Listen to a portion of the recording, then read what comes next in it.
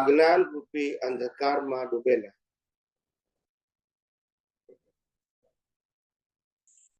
માનવ જીવો અનંત અવતારથી એ જ અજ્ઞાનને જ્ઞાન માની, એ જ પાપ પુણ્યના બંધનને મુક્તિનો માર્ગ માની, એવી કુદરતની માયાની જાળમાં ફસાયેલો છે કે જે છૂટવા તો માગે છે પણ છૂટવાનો માર્ગ મળતો નથી અને માટે પોતાના જીવન અને જન્મ મરણ પસાર કર્યા કરે છે. જ્યાં જ્યાં જાય છે, જે અવતારોમાં એને સાધુ સંત સંન્યાસી મહાપુરુષો મળે છે, પણ દરેક એને પાપ પુણ્યની વાત જ કરે છે કે શું કરવાથી પુણ્ય થાય ને શું કરવાથી પાપ થાય, એ જ વાત કરે છે. એને કારણે એ પાપ પુણ્યની સાયકલ માંથી બહાર જ નીકળતું નથી. પાપ પુણ્યની સાયકલ ખોટી નથી, પણ પાપ પુણ્યની સાયકલ મુક્તિ માટે નથી. પાપ પુણ્યની સાયકલ ચારે ગતિમાં ફરવા માટે છે, જેનાથી ચારે ગતિ મળે: મનુષ્ય ગતિ, પશુ ગતિ, નર ગતિ ને દેવ ગતિ. આ ચારે ગતિ પાપ પુણ્યથી મળી શકે, મુક્તિ ના મળી શકે. મુક્તિ માટે એનાથી આગળ જવું પડે, પાપ પુણ્યના સબ્જેક્ટ થી આગળ જવું પડે અને એવું જ્ઞાન પ્રાપ્ત કરવું પડે કે જેનાથી પાપ પુણ્ય જ ના બંધાય, પાપે ના બંધાય અને ઇન શોર્ટ કર્મ જ ના બંધાય તો મુક્તિ મળે. પણ કર્મ બાંધવાનો માર્ગ, કર્મ છોડવાનો માર્ગ ના હોઈ શકે. ખ્યાલ આવી ગયો શું કહું છું? બાંધવાનો માર્ગ, છોડવાનો માર્ગ ના હોઈ શકે, પણ ચાર ગતિમાં ફરવાનો માર્ગ હોઈ શકે. એમાં ક્વેશ્ચન નથી કરતા આપણે, પણ આપણે બંધનના માર્ગને મુક્તિનો માર્ગ જે માનીએ છીએ, એ માર્ગ મુક્તિનો માર્ગ માનવાથી કેટલાય અવતારો આપણે બગાડ્યા. માત્ર વાંક તમારો છે એવું પણ નથી, વાંક માર્ગદર્શકોનું પણ છે. કારણ કે એ લોકો પણ શું કરવાથી પુણ્ય થાય, શું કરવાથી પાપ થાય અને શું કરવાથી પ્રાયશ્ચિત થાય, આટલું જ બતાવે છે. સમજાય છે? શું કરવાથી મુક્તિ થાય એ બતાવતા. એટલે મેં ભારત વર્ષની અંદર 3 કેટેગરીના ધર્મો છે એમ કીધું. 3 કેટેગરી. પહેલો ધર્મ આવે છે માનવ ધર્મ. કયો ધર્મ? Religion of humanity. જેને ધર્મ સંપ્રદાયની સીમાડાઓ સાથે લેવા દેવા જીવ માત્ર માટે છે. કોઈ પણ મનુષ્ય બીજા મનુષ્યને એની જરૂરિયાત પ્રમાણે તનથી, મનથી, ધનથી, ભાવથી કે ક્રિયા કરીને હેલ્પ કરે, એ માનવ ધર્મ છે. કોઈ પણ રીતે જેને જરૂરિયાત છે એને, એમને એમ નહીં, એ માનવ ધર્મ છે. એમાં નાત, જાત, સંપ્રદાય, પ્રદેશ, જાતિ આવતી નથી. તો પહેલો ધર્મ છે રિલિજિયન ઓફ હ્યુમેનિટી, માનવ. બીજો ધર્મ આવે છે સાંપ્રદાયિક ધર્મ, જે અનેક પ્રકારના છે. શું કીધું? અનેક પ્રકારના છે. એ અનેક પ્રકારના ધર્મોની અંદર અનેક પ્રકારના સંપ્રદાયોની અંદર એક વસ્તુ સામ્ય છે કે દરેક ધર્મનું ફોર્મેટ અને થીમ એક જ છે. ફોર્મેટ બી એક અને થીમ પણ એક છે તમામ ધર્મ સંપ્રદાયો. દરેક ધર્મ સંપ્રદાયનું ફોર્મેટ શું છે? દરેક ધર્મમાં એક ભગવાનનું ટાઇટલ જોઈએ, એક ગુરુનું ટાઇટલ જોઈએ, એક મંદિરનું જોઈએ, એક મંત્રનું જોઈએ, શાસ્ત્રનું જોઈએ, રિચ્યુઅલ જોઈએ, સંસ્થા જોઈએ, વર્તમાન ગુરુ શિષ્ય જોઈએ અને વરઘોડો જોઈએ. આ 9 વસ્તુને હું ફોર્મેટ કહું છું. આ ફોર્મેટમાં સાયન્સ ના હોય. ફોર્મેટ એટલે ફોલો કરવાની વસ્તુ, માનવાની વસ્તુ. સમજાય છે? ફોર્મેટ. ધર્મ ગમે તો હોય, ફોર્મેટ આ જ હોય. બોલતા નથી. એક જ ફોર્મેટ ઉપર બધા ધર્મ ચાલે અને થીમ પણ એક છે. બધા ધર્મોની એક જ થીમ, પુણ્ય કરો. શું કરો? આ બધી ક્રિયાઓ દ્વારા પુણ્ય કરો, પાપ ન કરો, અને જો પાપ થાય તો પ્રાયશ્ચિત કરો. આ એક જ થીમ. ફોર્મેટ બી એક અને થીમ પણ એક જ છે. આને મુક્તિના માર્ગ સાથે લેવા દેવા અને 4 ગતિ સાથે લેવા દેવા છે. દેવગતિ પણ મળે પણ મુક્તિ વિચાર કરો તો મુક્તિનો માર્ગ એ શું છે? એટલે મુક્તિના માર્ગને પહેલો સામાજિક ધર્મ કહેવાય, પછી ધાર્મિક ધર્મ કહેવાય અને મુક્તિના માર્ગને આધ્યાત્મિક ધર્મ કહેશે. કયો ધર્મ? આધ્યાત્મિક. એ આધ્યાત્મિક ધર્મને ધર્મ ના કહેવાય પણ વિજ્ઞાન કહેવાય.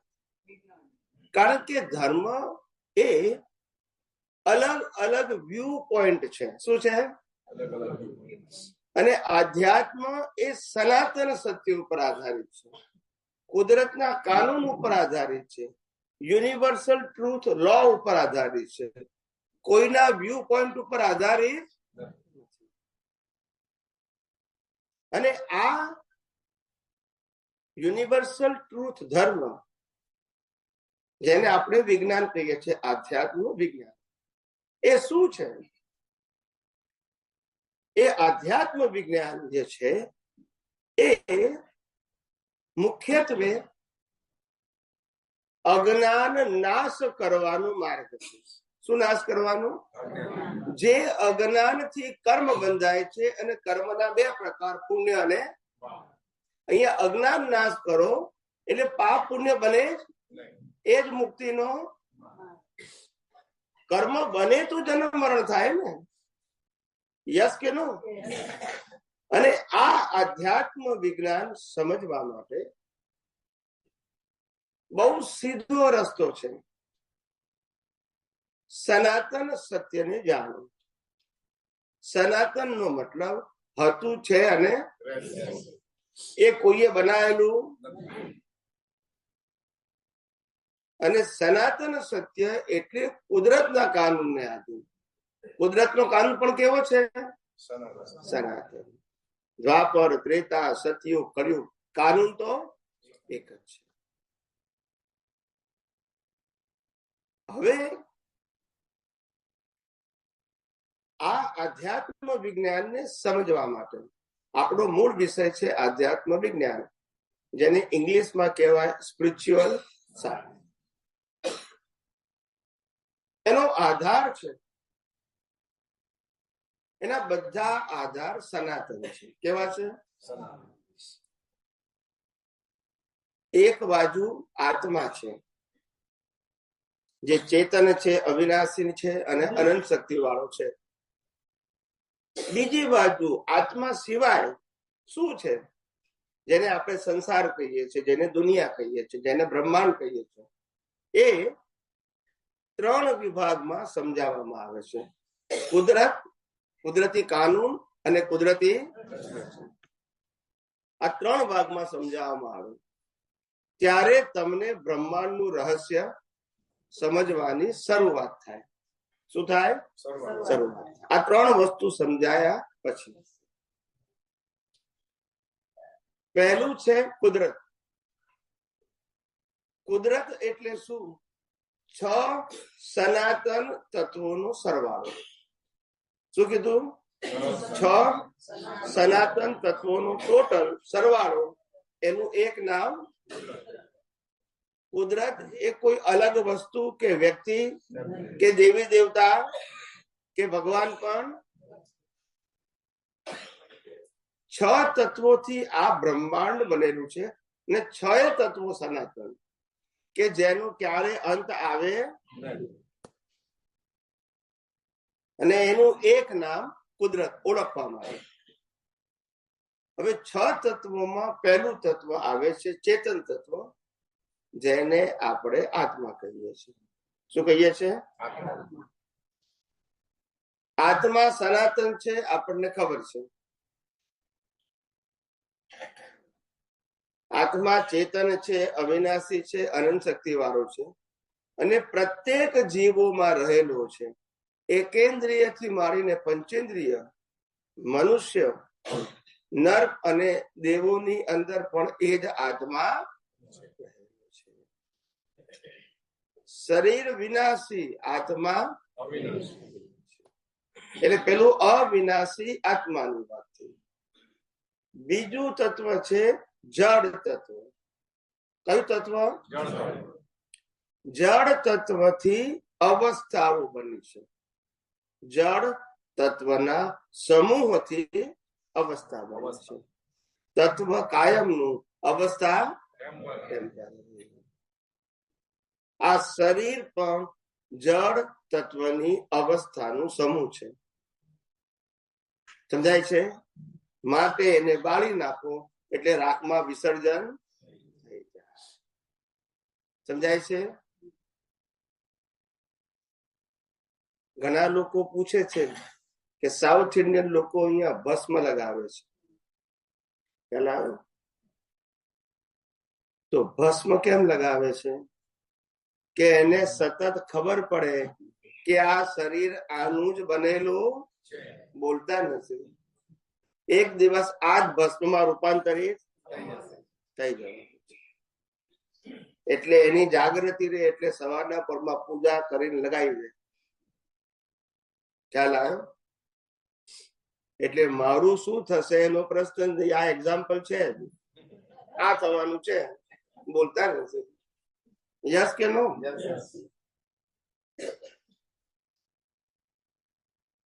એટલે આ 5 જ્ઞાનેન્દ્રિયોથી જે દુનિયા અનુભવાય છે અને આ મન વચન કાયા છે, એ બધું જ જળ તત્વની અવસ્થા છે. તત્વ પરમેનન્ટ, અવસ્થા. આ શરીર અનંત પરમાણુઓનું બનેલું છે. પરમાણુ કાયમી, અવસ્થા. આ મકાન પણ અનંત જળ તત્વોથી બન્યું છે. પરમાણુ કાયમના, મકાન બધી જ વસ્તુઓ, મેટલ બેટલ બધું જ, એ બધું જ જળ તત્વની અવસ્થા છે. શું છે?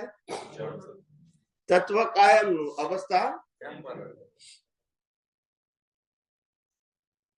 આ બીજું તત્વ. હવે ત્રીજું તત્વ ગતિ સહાયક, મોશન, મુવમેન્ટ. સૂર્ય, ચંદ્ર, તારા, ગ્રહો, નક્ષત્રો, પૃથ્વી, હવા, આ બધું મૂવ થાય છે. આ બધા પ્રાણીઓ, મનુષ્યો, વાહનો, બધું શું થાય છે? બધું મૂવ થાય, ફર્યા જ કરે. એ ફરવાની જે અવસ્થા ટેમ્પરરી છે, પણ તત્વ કેવું છે? આપણે પણ હાથ પગ હલાવીએ, શ્વાસોશ્વાસ લઈએ, બ્રીધિંગ, બ્લડ સર્ક્યુલેશન, મૂવિંગ, આ બધું જ ગતિ સહાયક તત્વને કારણે છે. ગતિ સહાયક તત્વ. હવે એ ગતિ સહાયક તત્વને કારણે બધી મૂવમેન્ટ છે. શું છે? એવું ચોથું તત્વ છે સ્થિતિ સહાયક. કેવું છે? સ્થિર કરે. શું કરે? ગતિ સહાયક અને સ્થિતિ સહાયક એકબીજાના પૂરક તત્વો છે. શું છે? રોડ સ્થિતિ સહાયક તો ગાડી. આપણા બોડીની અંદર જે ઓર્ગન છે શું છે? સ્થિતિ સહાયક. તો બ્લડ સર્ક્યુલેશન ઓર્ગન પર ફરે તો શું થાય? સમજાય છે ને? એટલે કોરિલેટેડ છે એકબીજાને. ખ્યાલ આવ્યો ને? એક ગતિ સહાયક અને બીજું સ્થિતિ સહાયક. એટલે આ સમજવા જેવું છે. આ નદીનો પ્રવાહ વહે છે એ ધરતી સ્થિતિ સહાયક અને પાણી ગતિ સહાયક. બે ફરે તો શું થાય? એટલે ચાર તત્વ: ચેતન, જળ, ગતિ સહાયક અને સ્થિતિ સહાયક. પાંચમું તત્વ સમય તત્વ. કયું તત્વ? સમય. કોઈ પણ વસ્તુનું આઈડેન્ટિફિકેશન, માપ સમય તત્વથી નીકળે. સમય તત્વ વગર વ્યવહાર ચાલે નહીં. આપણે દ્વાપર, ત્રેતા, સતયુગ, કળિયુગ કહીએ છીએ એ પણ કયા આધારે? આપણું આયુષ્ય પણ કયા આધારે નક્કી થાય? આપણા જીવનના બધા વ્યવહારો પણ સમય. જન્મથી મોત સુધીની બધી અવસ્થા પણ કયા આધારે નક્કી થાય? અને આ નોકરી, ધંધા, ભણવાનું આ બધું કયા આધારે નક્કી થાય? સમય તત્વ કાયમનું છે, પણ તત્વને આધારે અવસ્થા કેવી છે? એટલે તત્વો અવસ્થાને સહાયક કામ કરે છે. શું કરે છે? સમજાય છે? નહીતર અવસ્થા બની જ ના શકે. સમજાય છે? આ તત્વોની સહાય ના હોય તો અવસ્થા ના બની શકે. અને છઠ્ઠું અને છેલ્લું તત્વ સ્પેસ, આકાશ, જેની અંદર આ બધી એક્ટિવિટીઝ થાય છે. આકાશ ના હોય તો પ્રવૃત્તિ થઈ શકે? બધું ઘન હોય તો થાય? એમ આ હોલ યુનિવર્સ એ 6 તત્વથી બન્યું છે. 6 સનાતન તત્વ. એ 6 સનાતન તત્વથી શરીર બન્યું છે. શરીરમાં પણ ચેતન છે, જડ છે, ગતિ સહાયક, સ્થિતિ સહાયક. શરીર અને શરીરના ઓર્ગનનું પણ લાઈફ છે. અને બોડીમાં સ્પેસ હોવાથી હવા, પાણી, ખોરાક લેવાય છે અને બ્લડ સર્ક્યુલેશન બધું થઈ શકે છે. સ્પેસ ના હોય તો થાય? પિંડે સો બ્રહ્માંડે, અને બ્રહ્માંડે સો પિંડ અને બ્રહ્માંડમાં તત્વ રૂપે કોઈ અંતર નથી. જેનાથી બ્રહ્માંડ બન્યું છે 6 તત્વોથી, એનાથી જ આ પિંડ બન્યું છે. એટલે પિંડ અને બ્રહ્માંડમાં તત્વ રૂપે કોઈ અંતર નથી. પિંડે સો બ્રહ્માંડે. સમજાયું? એ આ જે આપણું શરીર છે, માટે આ જે શરીર છે એ પિંડનું બનેલું છે 6 તત્વોનું. એવી રીતે આ દુનિયા પણ 6 તત્વોની બનેલી છે. આ 6 તત્વનું એક નામ કુદરત. શું છે? આ તત્વો પણ કામ કેવી રીતે કરે એ તો કાયમ ના છે. એટલે એ તત્વ કુદરતના કાનૂનથી કામ કરે છે. કાનૂન કોનો? કેટલા વાગે સૂર્યોદય થાય, કેટલા વાગે સૂર્યાસ્ત થાય, ક્યારે પૂનમ થાય, ક્યારે એકમ તિથિ થાય, અમાસ થાય, એ બધું કુદરતના કાનૂન પ્રમાણે. કોઈ વ્યક્તિનો કાનૂન. સમજાય છે? ક્યારે ભરતી આવે દરિયામાં, ક્યારે ઓટ આવે, કુદરતનો કાનૂન. ઉનાળો, શિયાળો, ચોમાસું, કોનો કાનૂન? સમજાય છે? સૂર્યગ્રહણ ચંદ્રગ્રહણ ક્યારે થશે? તે કુદરતનો અને આપણા જન્મ જીવન મૃત્યુ જે થઈ રહ્યા છે અથવા તો થાય છે એ કયા આધારે થાય છે? કુદરતના કાનૂનથી. માટે આપણામાં કહેવત છે કે કુદરત કે ઘર દેર હૈ અંધેર. સમજાય છે? કદાચ રિઝલ્ટ આવતા વાર લાગે પણ આવશે ખરું, અંધેર નથી. સમજાય છે? એટલે કુદરતના કાનૂનથી જ આપણું જન્મ જીવન અને મૃત્યુની બધી અવસ્થાઓ છે. એ જ કાનૂનથી, જે કાનૂનથી આ બ્રહ્માંડ ચાલે છે, સૂર્ય ચંદ્ર તારા ગ્રહો નક્ષત્રો, એ જ કાનૂનથી આ મન વચન કાયા પણ તમે કરેલા કર્મનું ફળ કુદરત કાનૂન પ્રમાણે આપે છે, મરજી પ્રમાણે. અને એ કાનૂન ભગવાન શ્રી રામકૃષ્ણ મહાવીરને પણ લાગુ પડે અને આપણને પણ લાગુ પડે. એ જ કાનૂન લાગુ પડે. અલગ અલગ જીવ માત્ર ને આ દુનિયામાં એ જ કાનૂન લાગુ પડે. એનું નામ કુદરતનો. કોઈ કે હું કાનૂન નથી માનતો તો એ જ કાનૂન લાગુ પડે. કુદરતના કાનૂનને માનવા ન માનવાથી ફેર પડશે, કારણ કે આ દુનિયા કોની છે? સમજાય છે? આ શરીર પણ કોનું છે? તો પછી કાનૂન કોનો છે? હવે તમે ના માનો તો ફેર શું પડશે? સમજાય છે કે નહીં? એ તમારી અજ્ઞાનતા છે, પણ કાનૂન તો એ જ લાગુ પડશે. નથી માનતા અથવા નથી સમજતા તો પણ એ કુદરત અને કુદરતી કાનૂનથી બનેલી અવસ્થા એને કુદરતી રચના કહેવાય. આપણે જે 5 ઇન્દ્રિયોથી આ બધી અવસ્થાઓ અનુભવીએ છીએ એનું નામ કુદરતી રચના. એ કુદરતી રચના કુદરત અને કુદરતી કાનૂનથી બનેલી છે. સમજાય છે બધાને? કુદરત, કુદરતી કાનૂન અને કુદરતી. એટલે આ પણ શું છે? કુદરતી. આની અવસ્થા પણ શું છે? મન વચન કાયાની અવસ્થા માત્ર 5 ઇન્દ્રિયોથી અનુભવાતી સમગ્ર સૃષ્ટિ પણ કુદરતી રચના છે. અને એ કુદરતી રચના કુદરત અને કુદરતી કાનૂનને આધારે છે. રેન્ડમ નથી. શું નથી? આપણને જે આ દુનિયામાં અતિશયોક્તિ લાગે છે. શું લાગે છે? આવું કેમ બન્યું?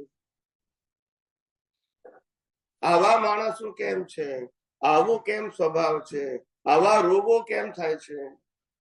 આવી વિકૃત પ્રકૃતિઓ કેવી છે? આ બધું થવાનું કારણ બીજ એવા ફળ છે. શું છે? બીજ એવા ફળ. આપણને જે આજે વૃક્ષ દેખાય છે આજની નથી, એ ગયા અવતારના બીજનું શું છે? ભૂલ બીજમાં કરી હતી અને દેખાયું ક્યારે? ફળ આવ્યું ત્યારે. સમજાય છે? ચોરી કરે ત્યારે ખબર ના પડે ચોર છે, બોલતા નથી. પકડાય ખ્યાલ આવશે?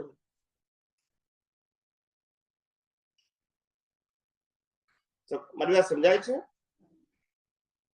ચોર ચોરી કરે ત્યારે ખબર નથી પડતી કે એ ચોર છે, પકડાય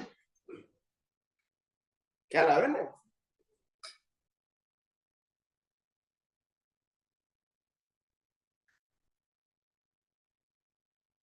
એટલે આ દુનિયાની અંદર માણસ પોતે પોતાની દ્રષ્ટિથી કોઈને જજ કરવા જાય તો ફેલ જાય.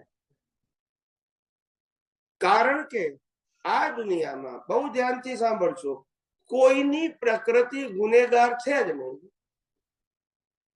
શું કીધું? પ્રકૃતિ એટલે હું અત્યારે શરીરની વાત કરું છું, કારણ કે શરીર તો કુદરતે ફ્રેશ આપ્યું. કેવું આપ્યું? શેના માટે આપ્યું? કર્મ ભોગવવાનું સાધન. એમાં સાધનનો વાંક કેવી રીતે હોય? બોલતા નથી. હોય પણ એ સાધન જે આપ્યું એ તમારા ગયા અવતારના કર્મના પ્રોગ્રામને ભોગવવા માટે આપ્યું. એટલે ભૂલ પ્રોગ્રામમાં છે, સાધનમાં. અને ભૂલ કોની કાઢીએ છીએ? બોલતા નથી. યસ કે નો?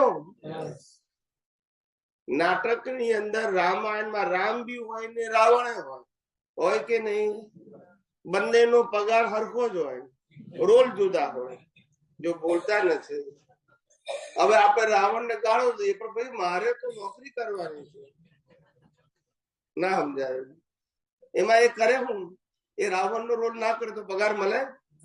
ના મળે. એમ આ મન વચન કાયાને પાસે કોઈ સત્તા નથી. એને કર્મ પ્રમાણે રોલ કરવો પડે છે.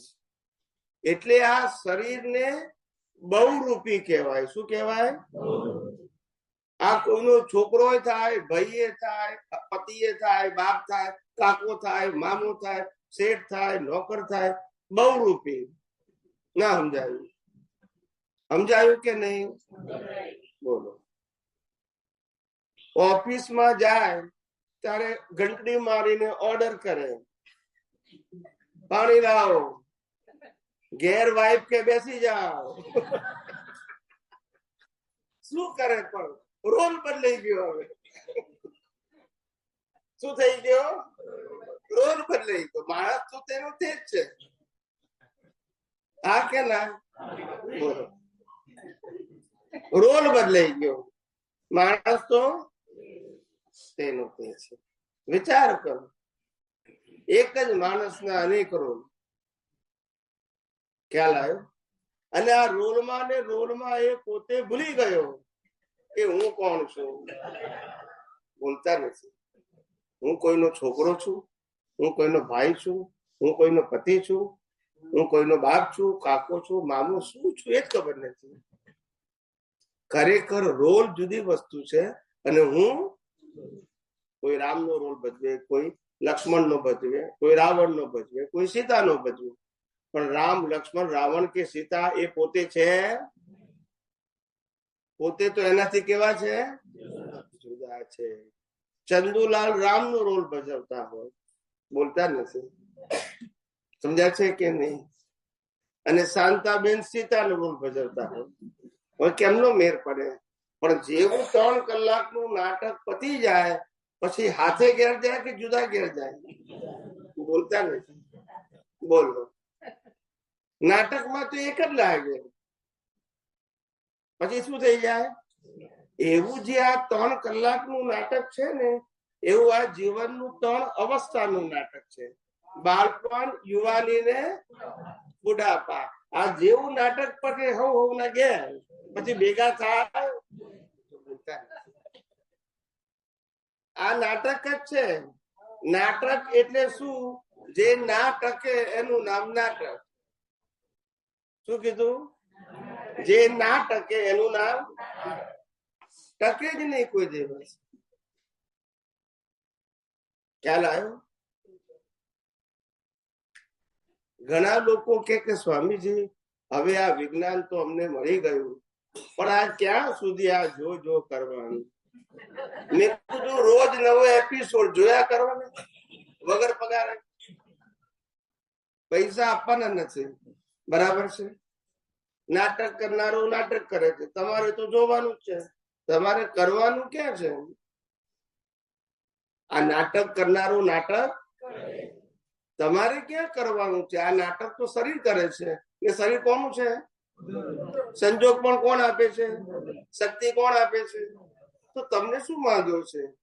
એ નાટક કરનારને ભિખારી બનાવે ને અબજોપતિ બનાવે કે નહીં? બોલો.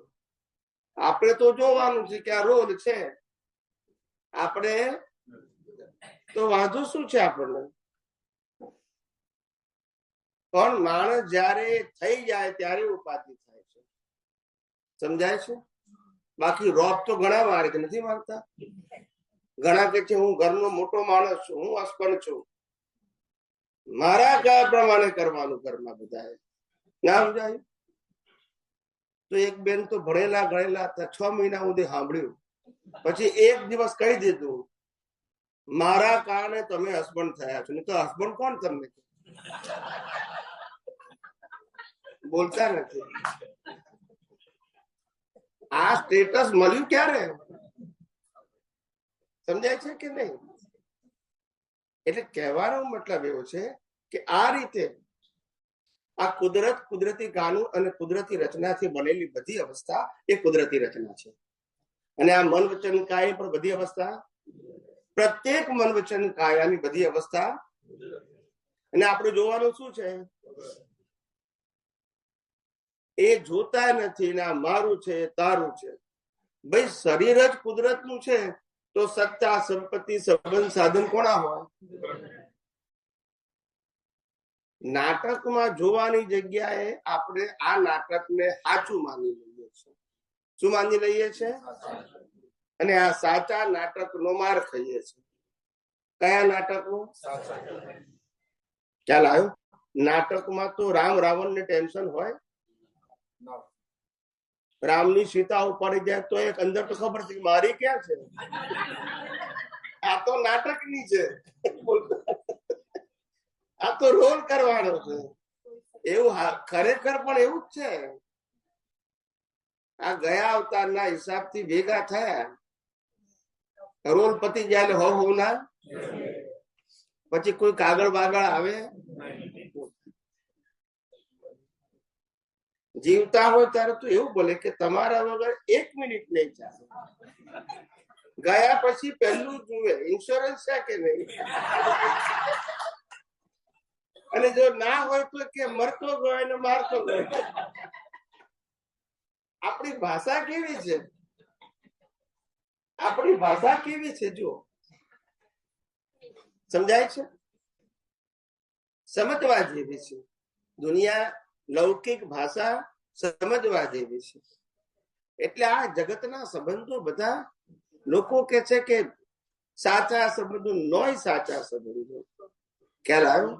આ બધા ટેન્ડર કોકોનટ છે. કેવા છે? Glass with care. શું કે છે? ક્યારે તૂટી જાય કેવાય નહીં. આ પેલા આ ગ્લાસ તૂટી જાય ને તો ફેવિકોલ લગાય, આમાં ના લગાવાય. સમજાય છે?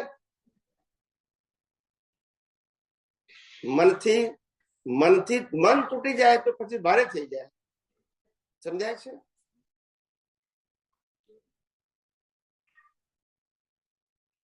એટલે સમજવાની જરૂર છે કે આપણું જે સમગ્ર જીવન છે, જે મન વચન કાયાથી બનેલું છે, એ કુદરતનું છે. એનું સંચાલન પણ કુદરતનું છે. સત્તા સંપત્તિ સંબંધ સાધન પણ કુદરતના છે. કુદરતે કર્મ ભોગવવા માટે શરીર અને સત્તા સંપત્તિ સંબંધ સાધન આપેલા છે, ખાલી ભોગવવા માટે, લઈ જવા માટે. અને એને આપણે સાચું માનીએ છીએ. શું માનીએ છીએ? માણસને ખબર જ પડતી નથી કે આ જીવનના જીવતા જીવનનો ખાલી ડ્રામા છે. શું છે? હકીકત કઈ જ નથી. કોઈ કોઈના બાપ નથી, માં નથી, પતિ નથી, પત્ની નથી, બાળકો નથી, પણ કર્મના હિસાબો છે. ને હિસાબો પ્રમાણે ડ્રામા પૂરો કરવાનો છે.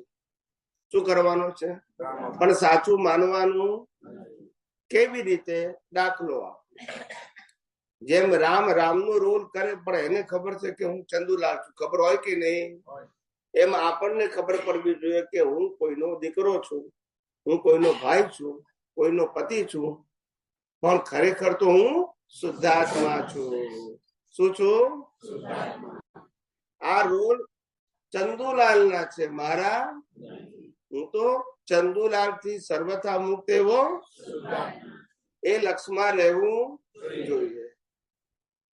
હિસાબ બધા ચંદુલાલ ના, ભોગવટો ચંદુલાલ નો, વ્યવહાર ચંદુલાલ નો, સંપત્તિ ચંદુલાલ ની. ખ્યાલ આવ્યો ને? બધા સંબંધો પણ કોણ આવે? ખ્યાલ આવ્યો?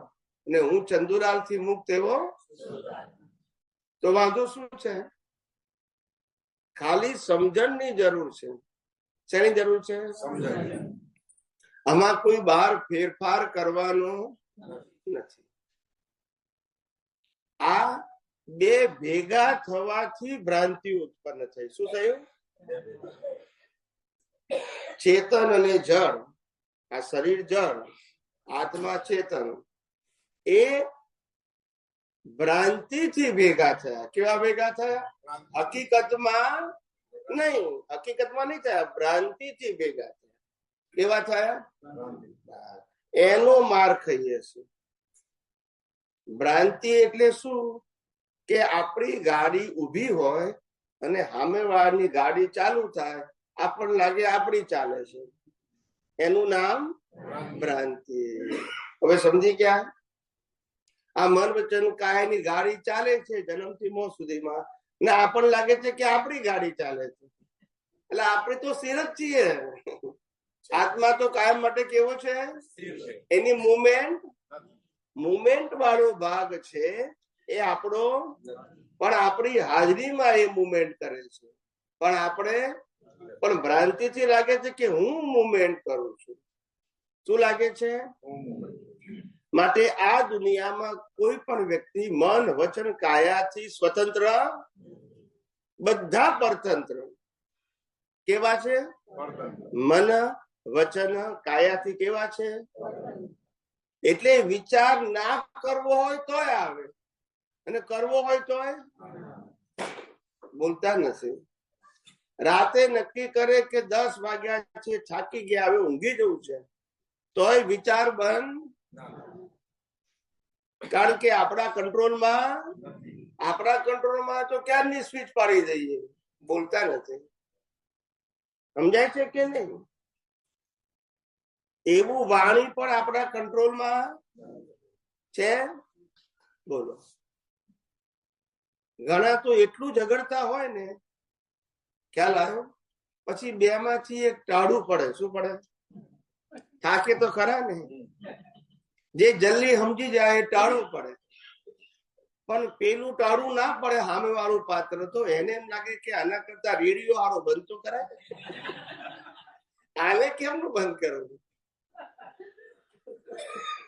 પણ એ વાણી પણ આપણા હાથમાં નથી. એવી ક્રિયા પણ સંજોગ આદિને કરવી પડે. કેવી કરવી પડે? જેવી વ્યક્તિ એવી ક્રિયા થાય. ખ્યાલ આવ્યો?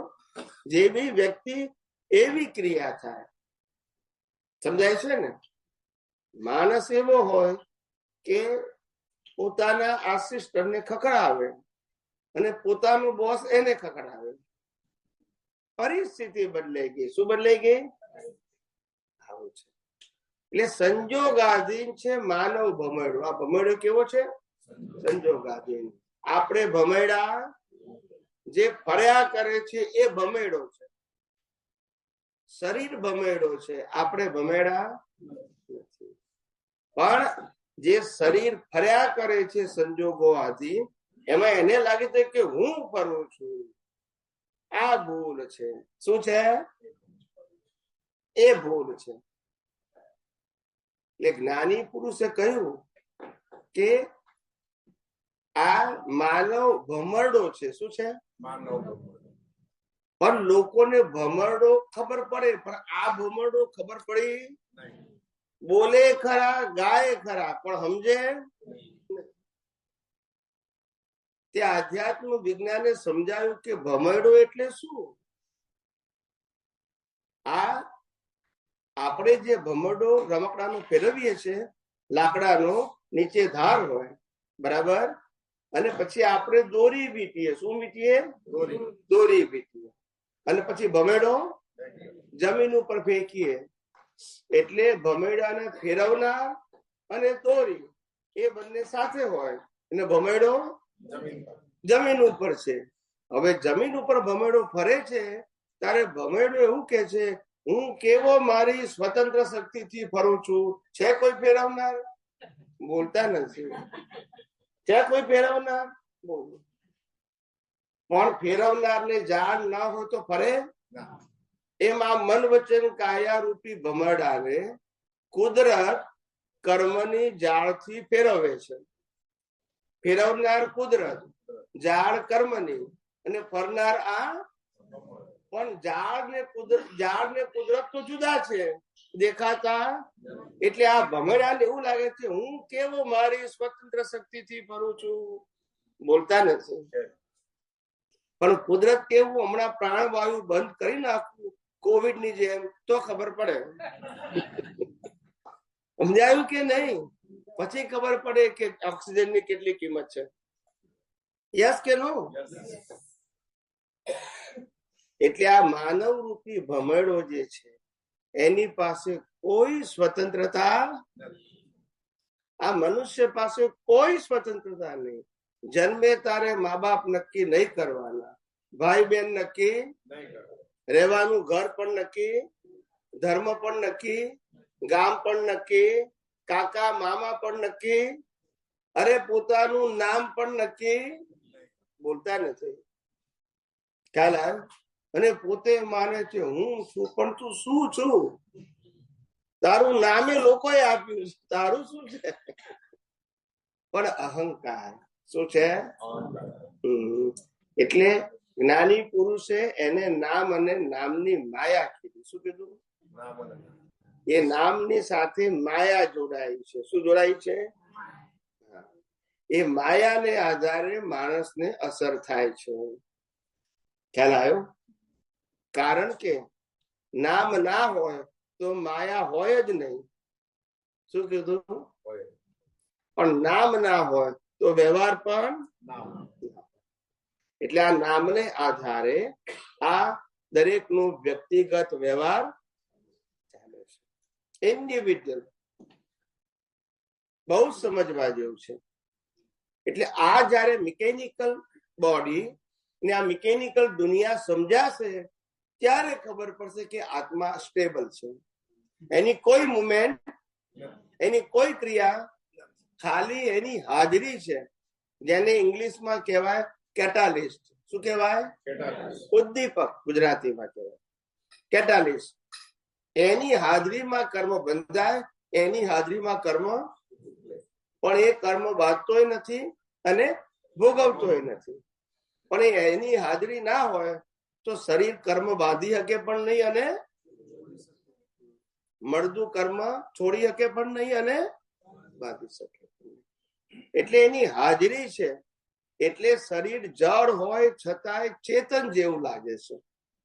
એટલે આ શરીર એ પાવર ચેતન થી ચાલે છે. શેના ચાલે છે? પાવર ચેતન. મૂળ ચેતન ની હાજરી. શું કીધું? મૂળ ચેતન ની હાજરી. અને આ શરીર છે 3 પ્રકારના પાવર ચેતન થી ચાલે. મનની બેટરી, વાણીની બેટરી અને ક્રિયાની બેટરી. આ 3 પ્રકારના કર્મોની બેટરી થી આ શરીર ચાલે છે. આ 3 પ્રકારના કર્મોની બેટરી છે, એનાથી આ શરીર ચાલે છે. અને આત્મા તો કેટાલિસ્ટ છે. સમજાય છે? એ બેટરીના પાવરથી આ મન વચન કાયા ચાલે છે. મન વચન કાયાનું ડિઝાઇન બધાની સરખી છે, પણ બેટરીઓમાં ચાર્જિંગ કેવું છે બધાનું જુદું જુદું છે. એટલે પરિણામ પણ કેવા છે? પણ આત્મા બધાનો કેવો છે? શરીર ડિઝાઇન પણ ખાલી કર્મમાં ફેર છે, એટલે પરિણામમાં પણ શું આવે છે? ફેર આવે છે. માટે આ જગતમાં કોઈ પણ મનુષ્ય સ્વતંત્ર ન હોવાથી ગુનેગાર જ નથી. શું નથી? પણ આપણને ગુનેગાર લાગે છે કારણ કે કુદરતી કાનૂન ને કુદરતી રચના સમજાયું. હકીકતમાં આ જગતમાં કોઈ પણ જીવ ક્યારે દેખી તો દોષિત નથી. દોષ તો ત્યારે કર્યા હતા જ્યારે એને ભાવ કર્યો હતો. શું કર્યો હતો? અને આપણી ક્યારે દોષ જોઈએ છે? ક્રિયા કરે. સમજાય છે? ક્રિયા કરે ત્યારે દોષિત નથી, ભાવ કરે ત્યારે દોષિત છે.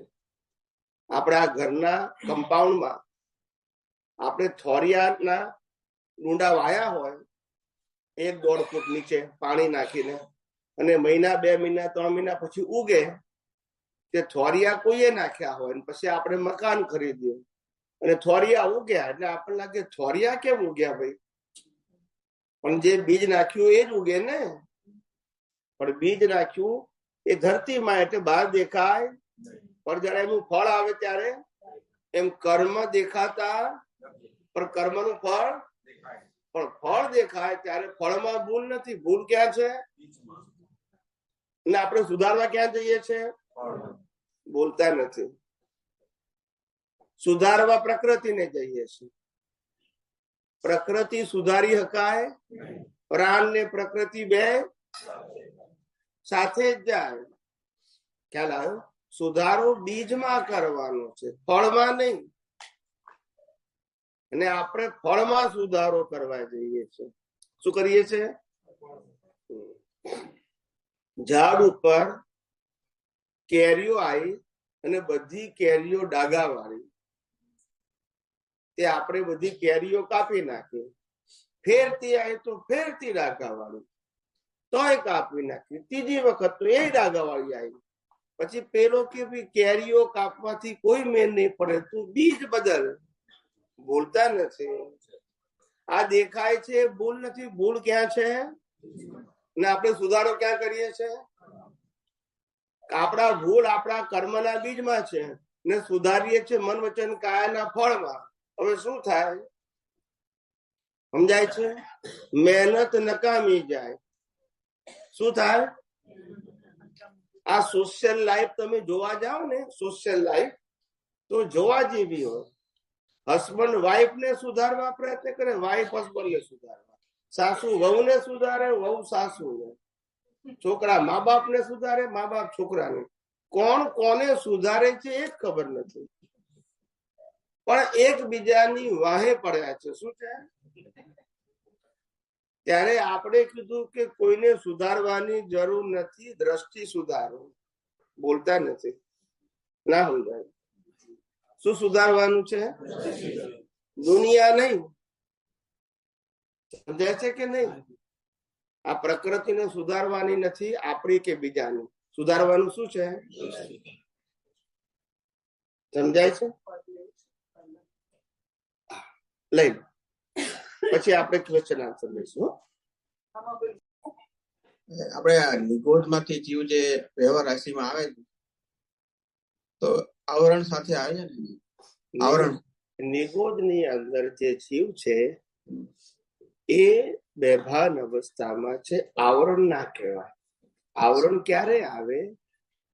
મનુષ્યમાં આયા પછી અજ્ઞાનનો ઉપયોગ કરે ત્યારે આવરણ આવે.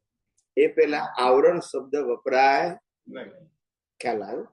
એ અનકોન્શિયસ સ્થિતિમાં છે. શું છે નિગોજમાં? એને ઇન્દ્રિયનું પણ જ્ઞાન. સમજાય છે? એટલે એને અનકોન્શિયસ કહેવાય. જીવ કરો પણ બેભાન અવસ્થા, કે જેને ઇન્દ્રિયોનું પણ જ્ઞાન અને ભાન.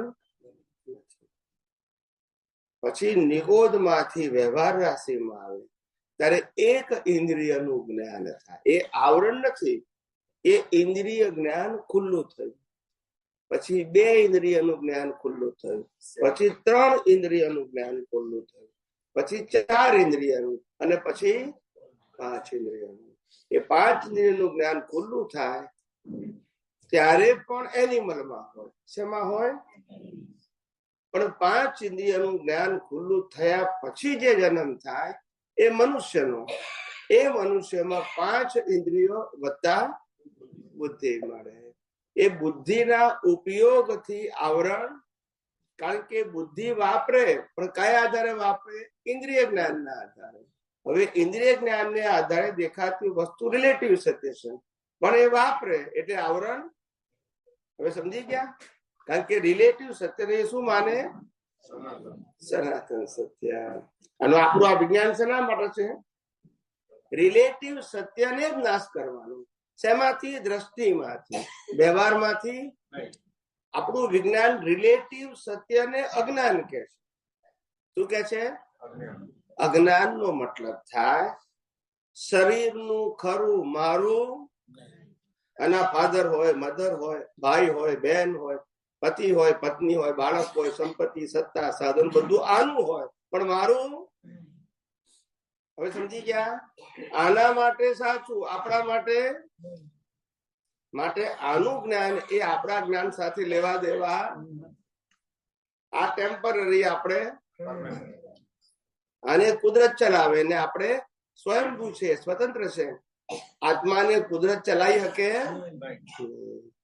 એટલે ઇન્દ્રિય જ્ઞાનના ઉપયોગથી આવરણ થવાની શરૂઆત થાય. એ પેલા થાય જ નહીં. એકેન્દ્રિયથી પંચેન્દ્રિયમાં શું થાય છે? જ્ઞાન ખુલ્લું થાય છે પહેલી વખત. ખ્યાલ આવ્યો? પણ એનો ઉપયોગ નથી કરી શકતો. એકેન્દ્રિયથી પંચેન્દ્રિય જીવોનું જે ઇન્દ્રિયનો ઉપયોગ કેટલો છે? આહાર, ભય, મૈથુન ને નિંદ્રા. આ 4 પ્રકારના ઉપયોગથી પ્રાણીઓનું જીવન છે. પણ બુદ્ધિ નથી. ખ્યાલ આવે? સંજ્ઞા છે પણ બુદ્ધિ નથી. દરેક જીવને પોતાના પ્રોટેક્શન માટે કુદરતે કોઈ વિશેષતા આપી હોય, જેના આધારે આ દુનિયામાં સર્વાઈવ રહી શકે. સમજાય છે મારી વાત? એવી રીતે. પણ એ લોકો પાસે બુદ્ધિ નથી. આ લોકોને લાગે કે બુદ્ધિ છે, પણ છે નહીં. એ બુદ્ધિ વાળા પ્રાણી જે હોય ને, દેખાય છે જે આપણને, જેમ કે વાંદરાને ટ્રેન કરી શકાય, અમુક પ્રાણીઓને ટ્રેન કરી શકાય. ખ્યાલ આવે? એ ટ્રેન કરી શકાય એવા પ્રાણીઓ છે ને. કૂતરાને ટ્રેન કરી શકાય, બિલાડાને ટ્રેન કરી શકાય, ગધેડાને ટ્રેન કરી શકાય, ઘોડાને કરી શકાય. એ બધા અહીંથી ગયેલા એટલે ટ્રેન થાય. એ કુદરતી આયેલા, કુદરતના ક્રમ વાળા જંગલોમાં જ હોય, ટ્રેન ના થાય. સમજાય છે? આ સર્કસ નો હાથી અહીંથી ગયેલો એટલે જંગલનો હાથી ના ટ્રેન થાય. સમજાય છે? આવું છે. એટલે જે અહીંથી ગયેલા બુદ્ધિશાળી, બુદ્ધિમાંથી ત્યાં ગયેલા કર્મ ભોગવવા માટે પાસવતાના કર્મને કારણે. શેના કારણે? પાસવતા, પશુતાના કારણે પશુ યોનિમાં ગયા. પાછા આવી જશે, પણ એક અવતારનો ભોગવટો છે. ખ્યાલ આવી ગયો? એટલે આપણા વ્યવહારમાં આપણે શું કહીએ છીએ? તું ગધેડા જેવો છું, તું ઘોડા જેવો છું, તું કૂતરા જેવો છું, તું બિલાડી જેવો છું. નથી કહેતા? બોલતા નથી. તે ત્યાંથી જ આ લક્ષણ તો જ હોય ને. ખ્યાલ આવ્યો? પણ ઘોડો કે છે કે હું માણસ જેવો છું. ખ્યાલ આવ્યો? એ બધા ત્યાંથી આવેલા એટલે જ લક્ષણ એવા છે. એવું છે. એટલે આ બધું સમજવા જેવું છે. દુનિયા એક સનાતન સાયન્સ છે. આપણે નથી સમજી શકતા. આપણે આ ઇન્દ્રિય જ્ઞાનના રિલેટિવ સત્યમાંથી બહાર જ નથી નીકળતા. આ રિલેટિવ સત્ય તો ભ્રાંતિ છે. શું છે? હમણાં છે ને પછી બોલો, વિચાર કરો. આપણે ઘરમાં પણ જુઓ કે હવારે ઉઠ્યા હોય તો હાજર ખુશ થઈ જાય, કઈ ઠેકાણું નહીં. સમજાય છે કે નહીં? કોઈ નહીં, કોઈ અવસ્થાનું ઠેકાણું નહીં, કોઈ સ્ટેટમેન્ટની વેલ્યુ નહીં, પણ જીવન ચાલ્યા કરે. ખ્યાલ આવે? એટલે આ દુનિયા જે સમજવા જેવી છે, આ રિલેટિવ સત્યની દુનિયા છે ને, એમાં જેટલા ઊંડા ઉતરશો ને એટલો કાદવ છે.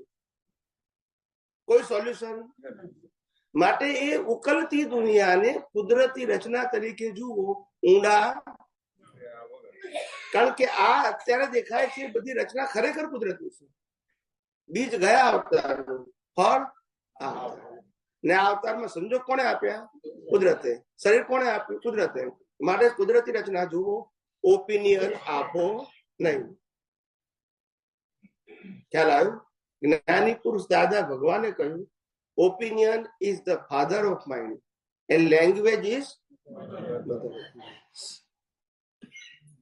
ખ્યાલ આવ્યો? Opinion is and language is. ખ્યાલ આવ્યો? અને જે ઇન્ટેન્શન છે એ શું કહેવાય? Mother of cause. કર્મ શેનાથી બંધાય છે? આશયથી. ઇન્ટેન્શન. આશયથી કર્મ બંધાય. ક્રિયાથી માણસ હુતા નરક ગતિના કર્મ બાંધી શકે. શેનાથી? ભાવથી. સમજાય છે? કર્મ ક્રિયાથી બંધાતા, ક્રિયા પોતે જ કર્મ ફળ છે, એનું ફળ. પણ ક્રિયા કરતી વખતે જે ભાવ કરો છો એનું ફળ. ચોર ચોરી કરવાના ભાવ બે કરી શકે, અને ચોરી ન કરવાના ભાવ પણ ચોર. એમ ચોરી ના કરતો હોય એ પણ ચોરી કરવાના ભાવ કરી શકે, ના કરી શકે? તો ભાવ અને ક્રિયા બંને કેવું છે? હવે સમજાય છે? બંને વસ્તુ કેવી, ડિપાર્ટમેન્ટ જ જુદા છે. પણ એ આપણી પાસે સાયન્ટિફિક વિઝન ન હોવાથી આપણને જુદા દેખાતા નથી. આ દેખીતા દ્રશ્યો છે. શું છે? દેખીતા દ્રશ્યો છે એ બધી ફિલ્મ છે. શું છે? અને ફિલ્મ બધી ધી એન્ડ તરફ જઈ રહી છે. શું જઈ રહી છે? આપણને લાગે છે કે આ ફિલ્મ સાચી છે, સાચી નથી. રોજ એક એક એપિસોડ એ જે પૂરો થાય ફેરથી આવવાનો નથી. સમજાય કે નહીં? રોજ જે એક એક એપિસોડ પૂરો થઈ જાય છે. અને કુદરત કેવી હોશિયાર છે. આજે 8 તારીખ થઈ, 8મી માર્ચ 2025, બરાબર? આપણે 7મી માર્ચ 2025 ને તે પહેલાના સમય માટે એક્સપાયર થઈ ગયા. શું થઈ ગયા? એક્સપાયર થઈ ગયા. યસ કે નો? કુદરતે એના ચોપડામાંથી કર્મો શું કરી નાખ્યા? કાઢી નાખ્યા. પણ માણસ મગજમાંથી કાઢતો નથી, એટલો બુદ્ધિશાળી છે. બોલતા નથી. 25 વર્ષ પહેલા આમ થયું હતું ને 15 વર્ષ પહેલા આમ થયું હતું ને 6 મહિના પહેલા આમ થયું હતું. કુદરતે કાઢ્યું પણ માણસ મગજમાંથી નથી કાઢતો. પછી કે મારે બહુ ટેન્શન. તો ટેન્શન જ હોય ને, 50 વર્ષનું સંગ્રહ. તો પછી બોલતા નથી. રોજો રોજનું ટેન્શન ના હોય, આ ભેગું કર્યું એનું ટેન્શન છે. યસ કે નો? માટે આધ્યાત્મ વિજ્ઞાન કે છે જે સમય ગયો એને, કારણ કે એ સમય માટે તમે એક્સપાયર થઈ ગયા છો. હવે એ સમય તમારા માટે જીવતો અને ફેરથી આવવાનો પણ. અત્યારે શું કરવું આટલું જ વિચારો, બહુ ઊંડા ઉતરો. ભૂતકાળ ગોન, ભવિષ્ય કુદરતના હાથમાં, વર્તમાનમાં રહો. આપણે ખ્યાલ આવે ને? પાર વગરની ચિંતા કરવાથી સંજોગો બદલાવાના નથી. સમજાય છે? આ દુનિયામાં જન્મેલો કોઈ પણ માણસ કોઈ પણ પોસ્ટ ઉપર હોય, કદાચ સમર્થ હોઈ શકે પોસ્ટને આધારે, પણ સ્વતંત્ર કોઈ જ નહીં. કોઈ સ્વતંત્ર નહીં. પ્રેસિડેન્ટ ને પ્રાઇમ મિનિસ્ટર થઈ શકે પણ ફ્રીડમ નહીં. કાનૂન પ્રમાણે જ કરવું પડે, કાનૂનથી ઉપર. ચક્રવર્તી વાસુદેવ પ્રતિ વાસુદેવ તીર્થંકર પણ ખરા, સમર્થ, પણ સ્વતંત્ર નહીં. કારણ કે બધાને એક જ કાનૂન લાગુ પડે, કુદરતનો. એનાથી ઉપર કોઈ જઈ શકે? સમજાય છે? માટે આ જગતમાં કોઈ પણ સંજોગોમાં ડરવાની જરૂર, ભયની જરૂર. જ્યાં સુધી તમારું આયુષ્ય છે ત્યાં સુધી તમને કોઈ મારી જ નહીં શકે. કુદરતે તમને બચાવવા પડશે. તમારું આયુષ્ય કર્મ છે અને કુદરત તમારું આયુષ્ય કર્મ પતી ગયું હોય તો હજારો ચોકીદાર વચ્ચે તમે ઉપર પહોંચી જાઓ. બોલતા નથી. સમજાય છે કે નહીં? ઇન્દિરા ગાંધીને ના ગાર્ડ જ માર્યા હતા ને. બોલતા નથી. આવું છે. આયુષ્ય કર્મ આવી જાય તો ગમે ત્યારે ટકી જાય, ને આયુષ્ય કર્મ બાકી હોય તો કોઈ મારનાર નથી. સમજવા જેવું છે.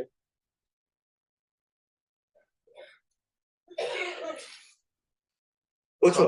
સ્વામીજી બીજો એક પ્રશ્ન હતો. આપણે પ્રાર્થનામાં જે બોલીએ છીએ ને અભેદ સ્વરૂપ, તો એ અભેદ સ્વરૂપ શું અને તન્મયાકાર કોણ થાય? કહો. આધ્યાત્મ વિજ્ઞાનની શરૂઆત ભેદ વિજ્ઞાનથી થાય છે. તેના થાય છે દેહ અને આત્મા કેવા છે? જુદા છે. પરમાત્મા અને દુનિયા કેવી છે? જુદી છે. એનાથી શરૂઆત થાય છે.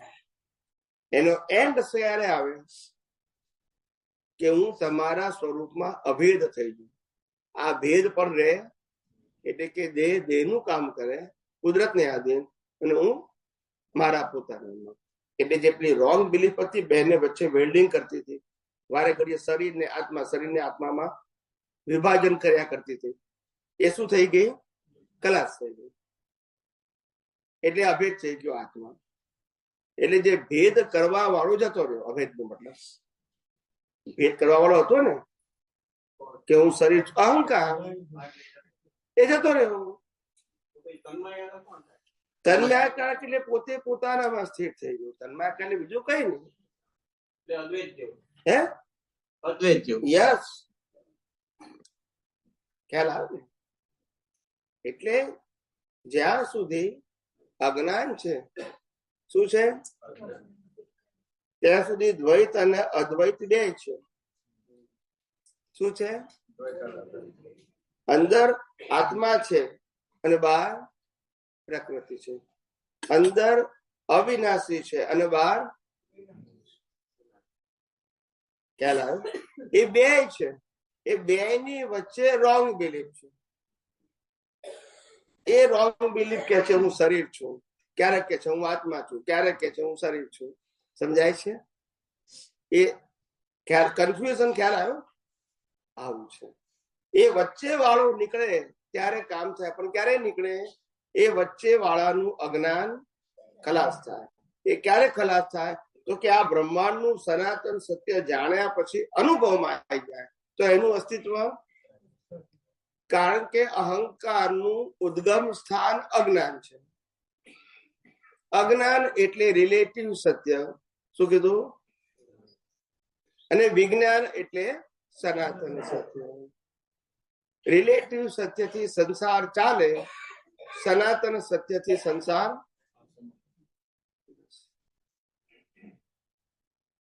સમજાયું? જય સચિદાનંદ સ્વામી. આત્માનું સાચું સ્વરૂપ સમજાવો ને. બોડી માંથી આત્મા નીકળે છે તો બધા ઘણા બધા એના વિશે એ હોય છે માન્યતાઓ કે આવા સ્વરૂપે જાય છે, આવું થાય છે. તો સાચું સ્વરૂપ કયું એનું? આત્મા, આત્માનું સાચું સ્વરૂપ છે, આત્મા ચૈતન્ય ઘન છે. કેવો છે? આત્મા નિરાકાર છે. આત્મા અનામી છે. કેવો છે? અરૂપી છે. અને આત્મા પાસે જ અનંત જ્ઞાન, અનંત દર્શન, અનંત સુખ, અનંત શક્તિ ઇનબિલ્ટ છે. સ્વભાવે કરીને, કેવી અવસ્થાએ કરીને નહીં, કેવી સ્વભાવે કરીને. અને એ જ આત્મા અનાસી છે.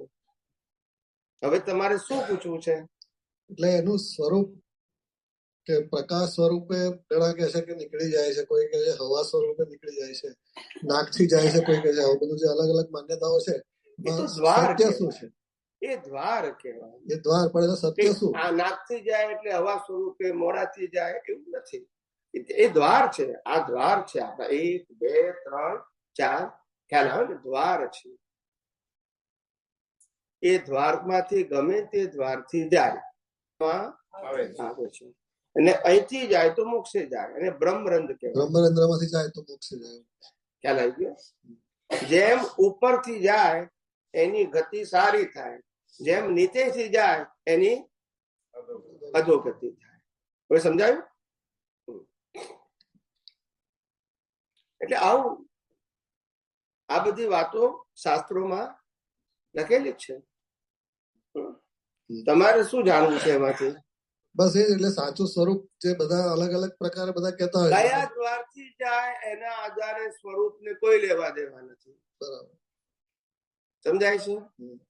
આપણા ઘરની અંદર 4 દરવાજામાંથી ગમે દરવાજા જઈએ આપણે તો એના એક છીએ, હા, બોલતા નથી. સાચું.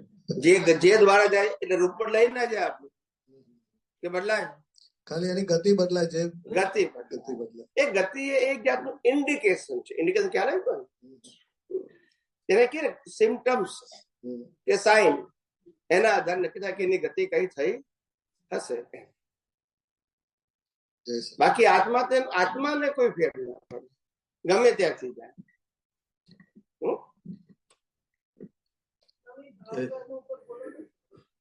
માઇક આપો. બંધ છે.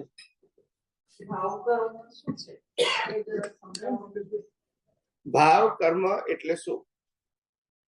ભાવ કર્મ એટલે ભાવ બાંધવાની પ્રક્રિયા. શું કીધું? બાંધવાની પ્રક્રિયા. એ પ્રક્રિયાની શરૂઆત થાય ઇન્ટેન્શનથી. શેનાથી થાય? મન વચન કાયાની કોઈ પણ અવસ્થા હોય અથવા 5 ઇન્દ્રિયોથી આ દુનિયાની કોઈ પણ અવસ્થા દેખાય, એ દેખવાના આધારે તમને જે અંદર ઇન્ટેન્શન ઉભો થાય ત્યારથી ભાવ બાંધવાની શરૂઆત થાય. એ ઇન્ટેન્શન પછી એનું કન્વર્ઝન થાય, મન બુદ્ધિ ચિત્ત અહંકારમાં પ્રોસેસ થાય. એ ભાવનું શું થાય? પ્રોસેસ થાય. કે ભાવ તો તમે કર્યો, પછી ભાવની ઇન્ટેન્સિટી, લેન્થ અને સ્ટ્રેન્થ નક્કી થાય. એ પ્રોસેસ છે, એની ઇમ્પોર્ટન્સ. અને ત્યાર પછી સ્પીચ અને એક્શનના બીજ પડે, એનું પ્રોડક્શન કહેવાય. હવે ભાવ થવાની જે પ્રક્રિયા છે, મન બુદ્ધિ ચિત્ત અહંકાર, એને પ્રોસેસર કહેવાય. ઇન્ટેન્શન એનો રો મટીરિયલ છે. શું છે? અને મન બુદ્ધિ ચિત્ત અહંકાર એ પ્રોસેસર છે. એ પ્રોસેસરનું પ્રોડક્શન છે સ્પીચ અને એક્શનના બીજ. હવે આ સ્પીચ અને એક્શનના બીજ એ નેચરલ ક્લાઉડમાં જાય. ક્યાં જાય? નેચરલ ક્લાઉડમાં. કારણ કે રિઝલ્ટ કોણે આપવાનું? કુદરતે. તો તમારું પેપર એની પાસે જ જોઈએ ને. અને આ પ્રોસેસર જે છે એ નેક્સ્ટ બર્થમાં સાથે આવે. કારણ કે જેનાથી કર્મ બંધાયા છે એને બીજા અવતારમાં ભોગવવાના છે. હવે આ પ્રોસેસરને કર્મ ભોગવવા માટે શરીર અને સંજોગ કોણ આપે? કુદરત આપે. કુદરત જે આપે છે એ પાછું લઈ લે છે. કારણ કે શેના માટે આપ્યું? માલિકી માટે નહીં. માટે કીધું આ દુનિયા આભાસી છે. કેવી છે? હકીકત આભાસી એટલે દેખાય છતાં છે. શું કીધું? હા, દેખાય છે ખરી પણ છે આભાસી છે. માટે નિરંતર બદલાયા કરે છે અને નિરંતર સંજોગો જીવનના એક્સપાયર્ડ થઈ રહ્યા છે. શું છે? માણસ જન્મે ને, નાનું બાળક, ત્યારથી બોર્ડ વાંચે છે, ઇનવિઝિબલ બોર્ડ. શું વાંચે છે? ઇનવિઝિબલ. આમ દેખાય નહીં એવું બોર્ડ જન્મે ત્યારે જ વાંચે છે, આંખ ખોલે ત્યારે. વે ટુ સ્મશાન. શું વાંચે છે? તારે જે કરવું હોય કર, એમ તારો એન્ડ ક્યાં છે? બોલો. આ જે પાથ છે, રસ્તો, એ સ્મશાનનો છે. હવે સ્મશાનના રસ્તામાં તારે જેટલો મોહ કરવો હોય એટલો કર. શું કે છે? પણ જવાનું અહીંયા છે. પછી થોડો મોટો થાય એટલે બધી એની ઈચ્છાઓ પ્રગટ થાય. મારે આમ બનવું છે, આમ થવું છે, ભણવું છે, પૈસા કમાવા છે. ખ્યાલ આવે ને? લગ્ન કરવા છે, અબજોપતિ થવું છે, નામના કીર્તિ પ્રતિષ્ઠા, આવું બધું વિચારે. પણ એ ખબર પડતી નથી કે આ તો બધું ડ્રામા છે. શું છે? હા, રાજા હોય ને ભિખારી બે ને બાળો તો રાખ હરખી જ હોય. બોલતા નથી કે જુદી જુદી હોય. ખ્યાલ આવે ને? એટલે તો આપણું પેલું ગીત આવતું હતું, રાખના રમકડા. કયા? આ રમકડા કેવા છે? રાખના છે. પેલો કે છે લાખના. લાખના નહીં, રાખના છે. રાખના રમકડા છે. રાખમાંથી બનેલા રમકડા એ રાખના રમકડા છે. એને રામે રમતા રાખ્યા. રામ એટલે કુદરત. ખ્યાલ આવ્યો? કુદરતે રમતા રાખ્યા છે કર્મના ફળ પ્રમાણે. અને અંદરનો રામ તો સ્થિર છે, એની હાજરી છે. શું છે? એ કશું કરતો પણ એની હાજરીથી આ બધું થાય છે. ખ્યાલ આવ્યો? એ અંદરનો રામ છે ત્યાં સુધી જ ભોગવટો છે. પછી ભોગવટો મળદું ભોગવી શકે.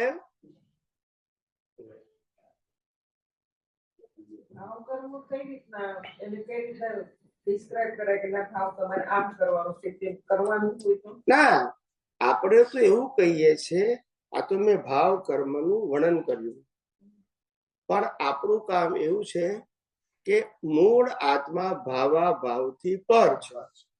શું છે? મૂળ આત્મા. અને આપણે અત્યારે પુરુષાર્થના સ્ટેજ ઉપર છે. કયા સ્ટેજ ઉપર છે?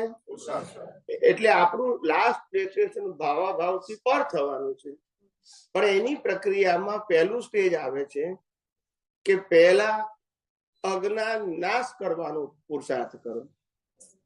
આત્માને અનુભવવાનો નહીં, આત્માને લક્ષમાં રાખી રિલેટિવ સત્યરૂપી બિલીફોનો નાશ કરો. બિલીફોનો, વ્યવહારનો નાશ કરો, જેનાથી પાપ પુણ્યના કર્મ બંધાય છે, જેનાથી સંસાર મળે છે.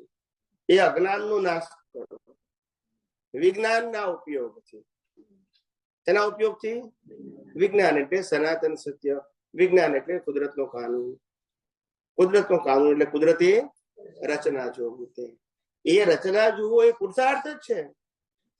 પણ એ પુરુષાર્થનું ફળ આવશે મોક્ષ માર્ગ માટે લાયક અને સહાયક. સંસારને લાયક અને સહાયક એ તમારો છેલ્લો અવતાર હશે. સમજાય?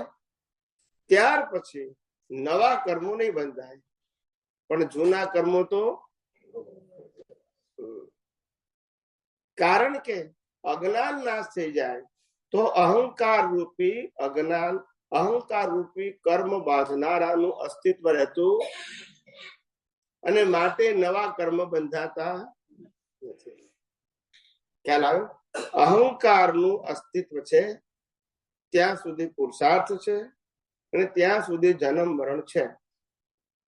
અહંકાર ખલાસ થઈ જાય પછી લાઈફ હોય પણ નવા કર્મો, કારણ કે મન વચન કાયાથી કર્મ બંધાતા.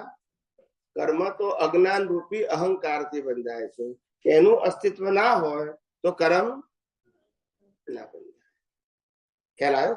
એટલે અજ્ઞાન રૂપી અહંકારને નાશ કરવા માટે આ જગતને એક જ ચશ્માથી જુઓ, કુદરતી નો ઓપિનિયન.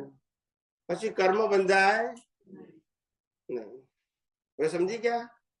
પણ ઓપિનિયન આપ્યો એટલે કર્મ. ઘણા પૂછે છે કે સ્વામીજી કર્મ બંધાવાનું કારણ શું? હું કોઈને જૂઠું બોલું, મારામારી કરું, ચોરી કરું, સારું કામ કરું, એનું ફળ કુદરત કેમ મને આપે?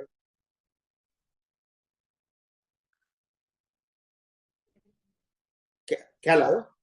તો હું કઉ છું કે કુદરત તને ક્રિયાનું ફળ નથી આપતું, પણ ક્રિયા પાછળ રહેલા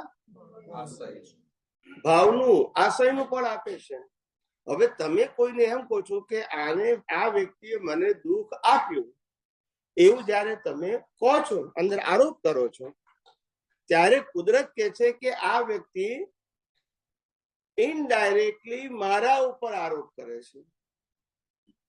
કારણ કે શરીર કોનું? કાનૂન કોનું? અવસ્થા કોની? અને પેલો શું માને છે? કોને કર્યું?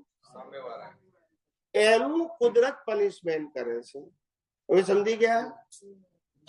એવી કોઈ વ્યક્તિ આપણને હેલ્પ કરી તો આપણે શું કહીએ છીએ? એને હેલ્પ કરી. કુદરત એનું ફળ આપે છે પુણ્ય રૂપે, ને પેલાનું ફળ આપે પાપ રૂપે. પણ બે બેડી જ છે. બોલતા નથી. પાપ પુણ્ય બે માણસને બેડી ખબર નથી પડતી. પાપને બંધન લાગે છે, પુણ્ય નથી લાગતું. બે બંધન છે અને કુદરત જ એનું ફળ આપે છે. શુભનું ફળ શુભ છે પણ એ બેડી છે, ને અશુભનું ફળ અશુભ છે. પાપ બંને બેડી છે અને બંને બેડીનું કારણ અજ્ઞાન. હકીકતમાં તો કોઈ હેલ્પ કરે છે એ કુદરતી રચના, નુકસાન કરે તે કુદરતી રચના. તો પુણ્ય પણ નહીં અને એ જ મુક્તિનો, એ જ વિતરાગ થવાનો માર્ગ છે. ખ્યાલ આવે છે ને? ગીતાની અંદર જે કહ્યું છે સાક્ષી ભાવ, શું કીધું? વિટનેસ. બસ. જૈનોમાં આ તેરા પંથમાં કે છે પ્રેક્ષા. બધું એકનું એક જ છે. પેલામાં સામાયિક કે છે તે પણ છે, વિટનેસ જ છે. ખ્યાલ આવે ને? બધાના મિનિંગ એક જ સરખા છે. અલગ અલગ સમયે અલગ અલગ વ્યક્તિએ અલગ અલગ નામ આપ્યા છે. મિનિંગ તો એક જ થાય છે. પણ આપણે સાક્ષી ભાવે રહી શકતા, કારણ કે આપણી જે બુદ્ધિ છે લઈને આવ્યા, એ બુદ્ધિ આપણને પજવે છે. એ રિલેટિવ સત્યનું ફોરકાસ્ટ કરે છે ને એમાં આપણે ફસાઈ જઈએ છીએ. કારણ કે રિલેટિવ સત્ય વાળી જ બુદ્ધિ છે લઈને આવ્યા છે, એનો રોલ ભજવે છે. પણ આપણે રોલને શું માની લઈએ છીએ એટલે પછી ફસાઈ જઈએ છીએ. ખ્યાલ આવ્યો? મારા ભાઈએ જ મને મિલકત ના આપી બાપાની કે છે. શું કે છે? તારે કુદરત એવું કે છે કે તારા બાપાની મિલકત તારા ભાઈને લેવાની હતી, એટલે તારા બાપાએ જન્મ આપ્યો એને ભાઈ તરીકે. બોલતા નથી. હવે આવું ક્યાંથી સમજાય? આવું મૂંઝું ક્યાંથી સમજાય? ખબર જ પડતી નથી માણસને. સંજોગ આધીન છે માનવ ભમરડો. તે સંજોગ કુદરત ઉભા કરે છે. શું કરે છે? કોણ ઉભા કરે? કુદરત ઉભા કરે.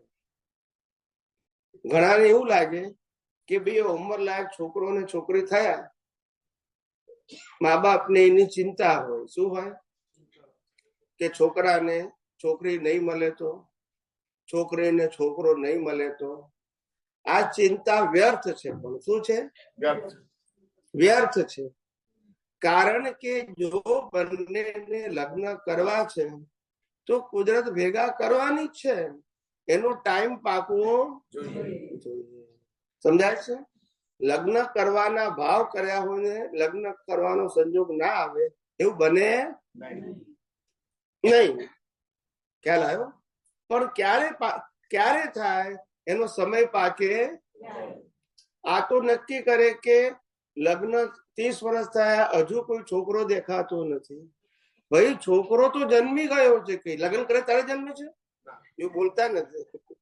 જન્મી ગયો પણ ટાઈમ થાય તારે ભેગો થાય ને. ઘણાને એમ લાગે છે કે આપણે ગ્રહો જોઈને, ક્યાં તો પેલું શું કે છે એને કુંડળી જોઈને લગ્ન કરીએ. પણ કુદરતે તો બેની કુંડળી મેળવી. જેની સાથે હિસાબ ના હોય એની સાથે લગ્ન થાય જ નહીં. બોલતા નથી. આ સીતાજી લગ્ન કરીને આયા પછી સીધું વનવાસ જવું પડ્યું. કેવી કુંડળી મેળવી હશે? વિચાર કરો. આ કર્મના ખેલ છે. કુદરતે મેળવી હોય એમાં ફેરફાર.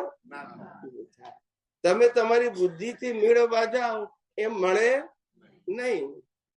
ખ્યાલ આવે ને? એટલે જ્ઞાની પુરુષ દાદા ભગવાને બહુ સરસ વાત કરી. એ કહેતા હતા, કેટલાક લોકો પૂછે કે દાદા આ શનિ નડે ને ગુરુ નડે ને બુધ નડે ને મંગળ નડે, આ બધું કે છે એ શું છે? એ દાદા ભગવાન કહેતા હતા આ ઉપરના બધા ગ્રહો વિતરાગ છે. શું છે? આ તારી અંદર રહેલા ગ્રહો નડે છે. હઠાગ્રહ, મતાગ્રહ, દુરાગ્રહ, કદાગ્રહ, સત્યાગ્રહ, આ બધા ગ્રહો નડે છે. બોલતા નથી. બહારના એક ગ્રહો નડતા નથી. સમજાય છે?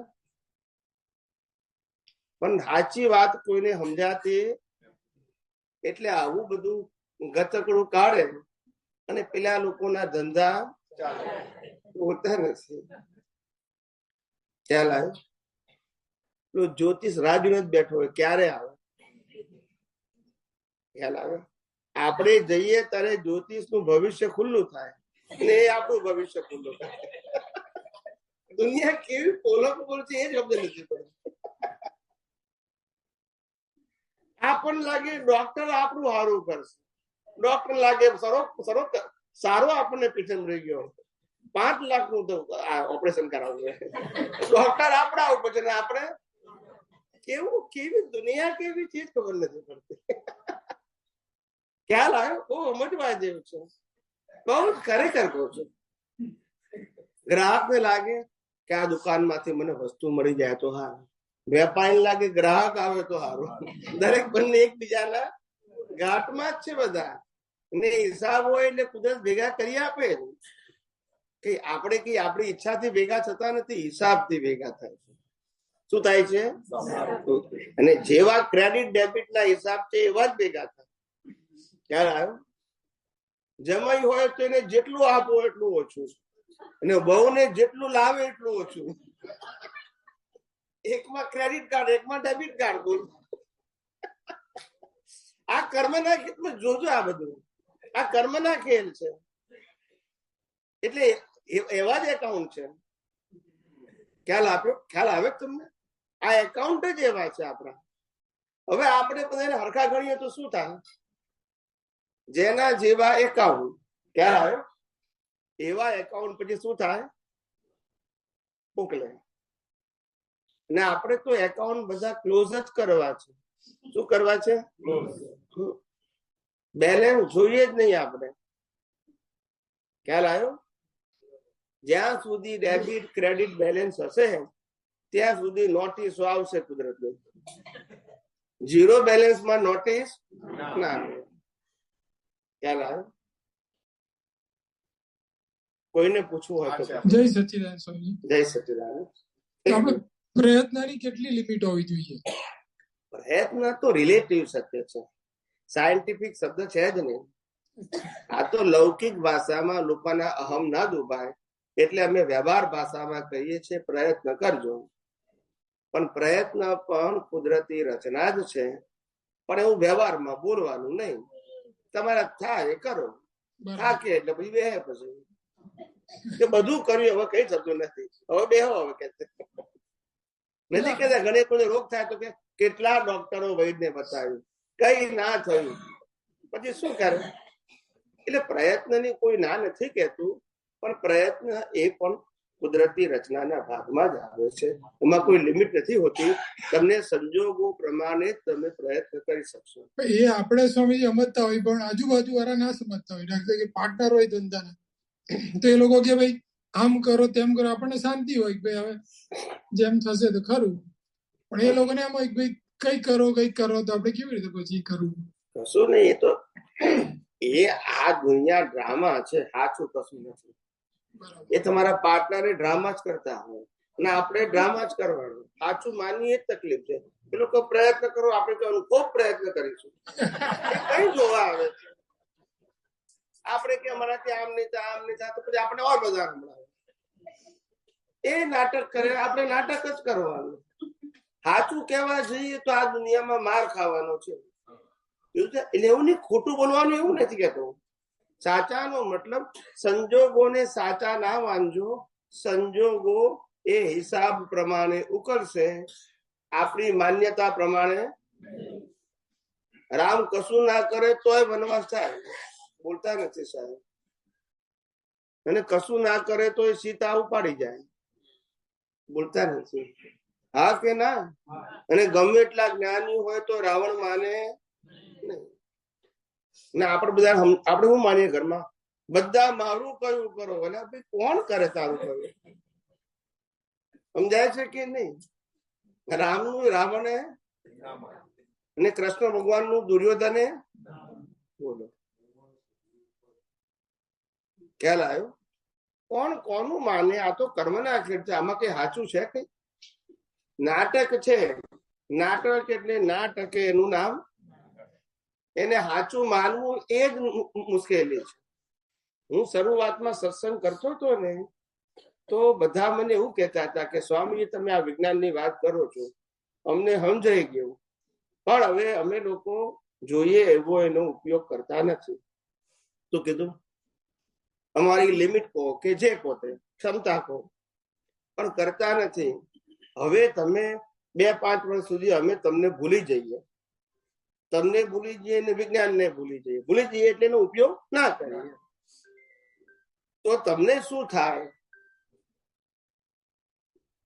આટલું બધું સમજાયા પછી પણ, અને હવે સમજ્યા પછી પણ તમને ભૂલી જઈએ અને આ વિજ્ઞાનનો પણ ઉપયોગ, તો તમને શું થાય? તો મેં કીધું પહેલી વસ્તુ અહીંયા ગુરુ શિષ્ય, એટલે મને એમ ના થાય કે પેલો માણસ કેમ અનુસરતો નથી. મારું કામ વેચવાનું છે, વેચવાનું. હું આ દુનિયામાં મુક્ત એટલા માટે રહું છું કે તમને બધાને મુક્ત રાખું છું. હું તમને બાંધું તો હું મુક્ત રહી શકું નાટે આધ્યાત્મ વિજ્ઞાનમાં ગુરુ શિષ્ય સબ્જેક્ટ નથી. બીજું, એક ગામ હતું અને ગામના લોકો સુખી હતા, બધા એગ્રીકલ્ચર લેન્ડ, પણ સુખી હતા બધા. જિંદગીમાં એક ખેડૂતને પહેલી વખત બીમારી આવી.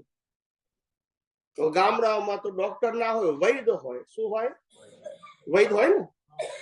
તો નાડી વૈદ પાસે પહેલી વખત જિંદગીમાં ગયા એ ખેડૂત, અને ડોક્ટરે વૈદ્ય નાડી જોઈ અને દવા આપી કે તમે આ અઠવાડિયું કરજો, બધું સારું થઈ જશે.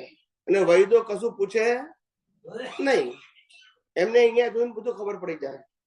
આજના ડોક્ટરો જેવા હોશિયાર ના હોય કે બધા ટેસ્ટ કરીને આવો પછી હું જજમેન્ટ લઉં, અને તે પછી પાછું શું કરું? પ્રેક્ટિસ કરું. Practical no guarantee.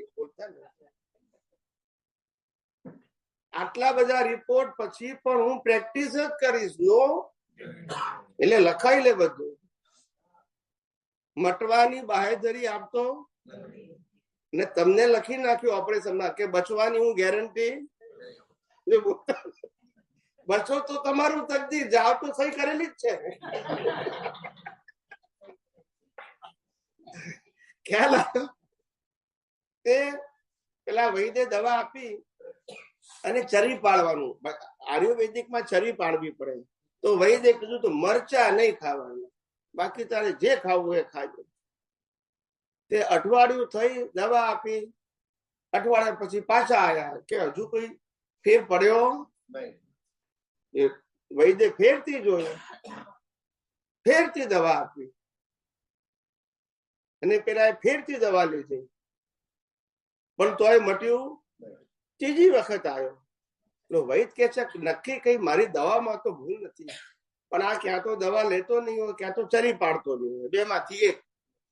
એટલે એને ત્રીજી વખત દવા આપી. શું આપી? પછી વૈદ્યને લાગ્યું લાવ મને થોડી તપાસ કરવા મળે કે શું ખાય છે. તે જમવાના ટાઈમે એના ઘર પાસેથી પસાર થતો. ગામડામાં તો ઘર કેવા હોય? ખુલ્લા હોય, આમ આર પાર દેખાય. તે વૈદ્ય એના ઘરથી પસાર થતો હતો અને પેલો ખાવા બેઠો હતો. શું બેઠો હતો? ખેડૂત જમવા બેઠો હતો. તે આટલા મોટા મોટા મરચા કચક કચક કચક ખાધું. ત્યાં જોઈને વૈદ્યને એટેક આવી ગયો. ના સમજાવ્યું? ના સમજાવ્યું ને? હું વૈદ્ય જેવો કાચો ના સમજાવ્યું? હું વૈદ્ય જેવો કાચો નથી. તમારે જે કરવું એ કરો, મારું કામ તો તમને દ્રષ્ટિ આપવાનું છે. ઉપયોગ કરો કે ઉપયોગ કરો તોય તમારા માટે, ના કરો તોય. માનો છો તોય કુદરતને માનો, નથી માનતા તોય મને માનવાનો પ્રશ્ન છે જ નહીં. ખ્યાલ આવ્યો ને? એટલે વાત ક્લિયર ને કર, ગોળ ગોળ કરવાની નહીં. સમજાય? એટલે દુનિયા આખી આવ્યું છે સાહેબ. પણ લૌકિક દુનિયામાં માણસના અહંકારને પોષાય એટલા માટે અમારે કહેવું પડે કે પ્રયત્ન કરજો. એટલે એને અહમ પોષાય કે મારે કઈ નહીં કરવાનું, તમે કઈ બી તારા થાય કર, બીજું શું કહીએ. સમજાય છે ને? પણ પ્રયત્ન પણ ખરેખર ક્રિયા હોવાથી કુદરતી રચના જ છે. આ તો એના અહમને પોસાય એટલા માટે, બીજું કઈ નહીં. બાકી તમારા હિસાબની બહાર કશું થવાનું. માણસ થી ભડકે છે એનું નામ અજ્ઞાન. શું છે? કારણ કે બંને માણસોની પ્રકૃતિનો કંટ્રોલર કુદરત છે. કુદરત થી ગભરાવો, વ્યક્તિથી શું ગભરાવો છો? સામે વાળી વ્યક્તિ પણ કાનૂનને આધારે તમારી સાથે વ્યવહાર કરશે, એની મરજી કે તાકાતથી. આ નિશ્ચિંત રહેજો. શું કીધું? નિશ્ચિંત રહેજો. કુદરતના કાનૂનથી ઉપર જવાની કોઈની સ્વતંત્રતા, અને કુદરતનો કાનૂન પ્રમાણે તમારે ફળ ભોગવવાના હશે. તો ભલભલા બુદ્ધિશાળી બુદ્ધુ થઈ જાય. ભોગવટો આવે ત્યારે બુદ્ધિ કામ કરે નહીં. હરણ કોઈ દિવસ સોનાનું હોય, અને સોનાનું હોય તો દોડે. રામ દોડ્યા હતા, જો બોલ્યા નહીં. વિનાશ કાળે વિપરીત બુદ્ધિ. સમજાયું કે નહીં? ખ્યાલ આવ્યો? વિનાશ કાળે એ થવાનું હતું તો થયા વગર રહે જ નહીં. વખતે બુદ્ધિ કામ, જ્ઞાનબાન કામ. 5 પાંડવોમાં સૌથી મોટા પાંડવનું નામ શું? યુધિષ્ઠિર. ઓળખાયા કઈ રીતે? ધર્મરાજા. એ ધર્મરાજા જુગાર ખેલવા બેઠા, અને પોતાની વાઈફને પણ. હવે એને ધર્મરાજા કેવા કે અધર્મરાજા? બોલતા નથી. યસ કે નો? વિચાર કરો. સમજાય છે? પણ કહેવાનો મતલબ મારો એવો છે કે જે સમયે જે થવાનું એ થયા વગર રહેશે જ નહીં.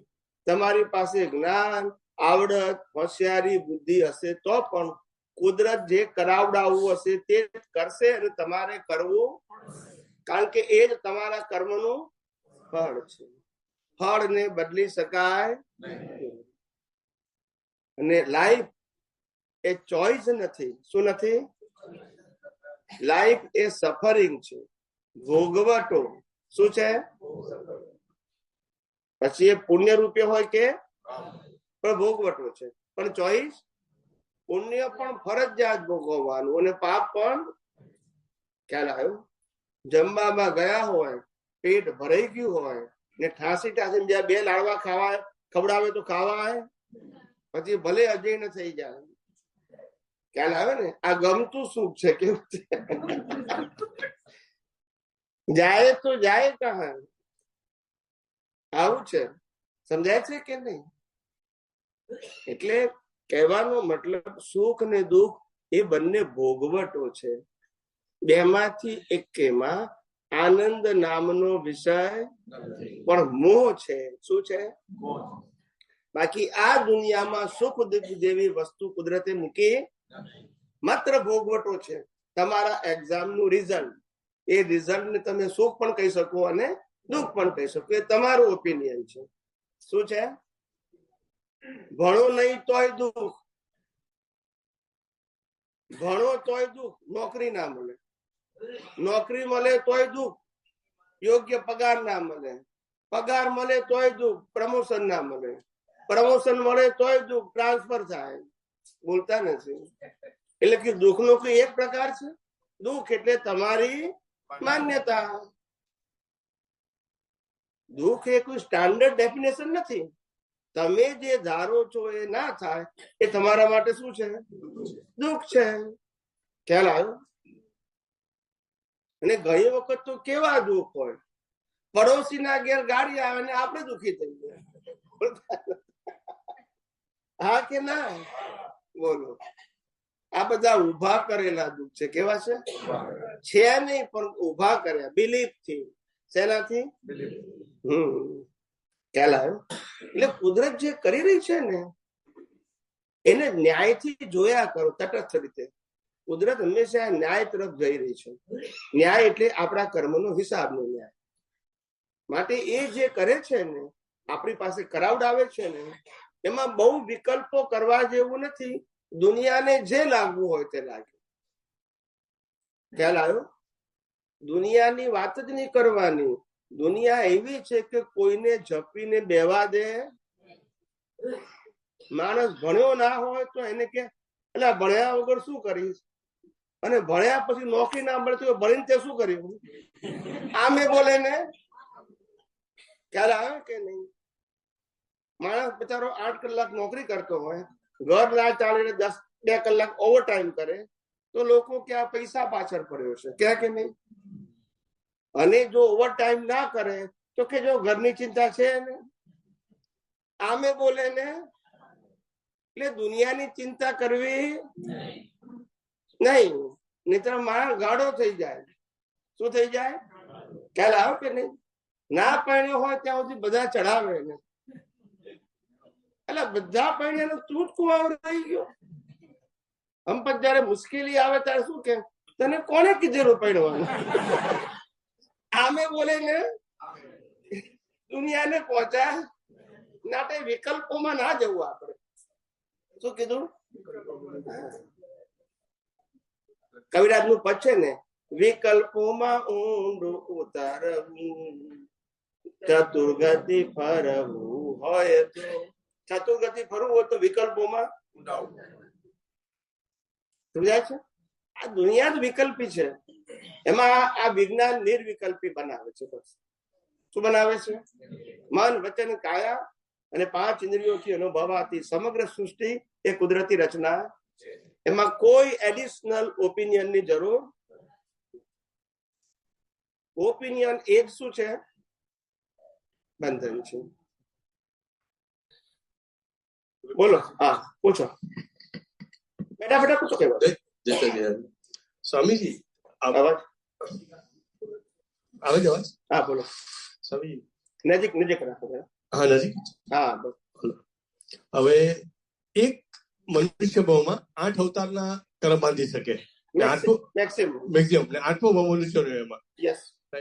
હવે એક વ્યક્તિ છે જે એકદમ ગરીબ છે, એને ફાઇનાન્શિયલી હાલત બિલકુલ ખરાબ છે, પણ એ કન્ટિન્યુઅસ એવા ઉત્કૃષ્ટ ભાવ કરે છે કે મારી પાસે હક ને તો હું બીજાને આપી દે, અને મારા હકનું બી બીજાને આપી દે.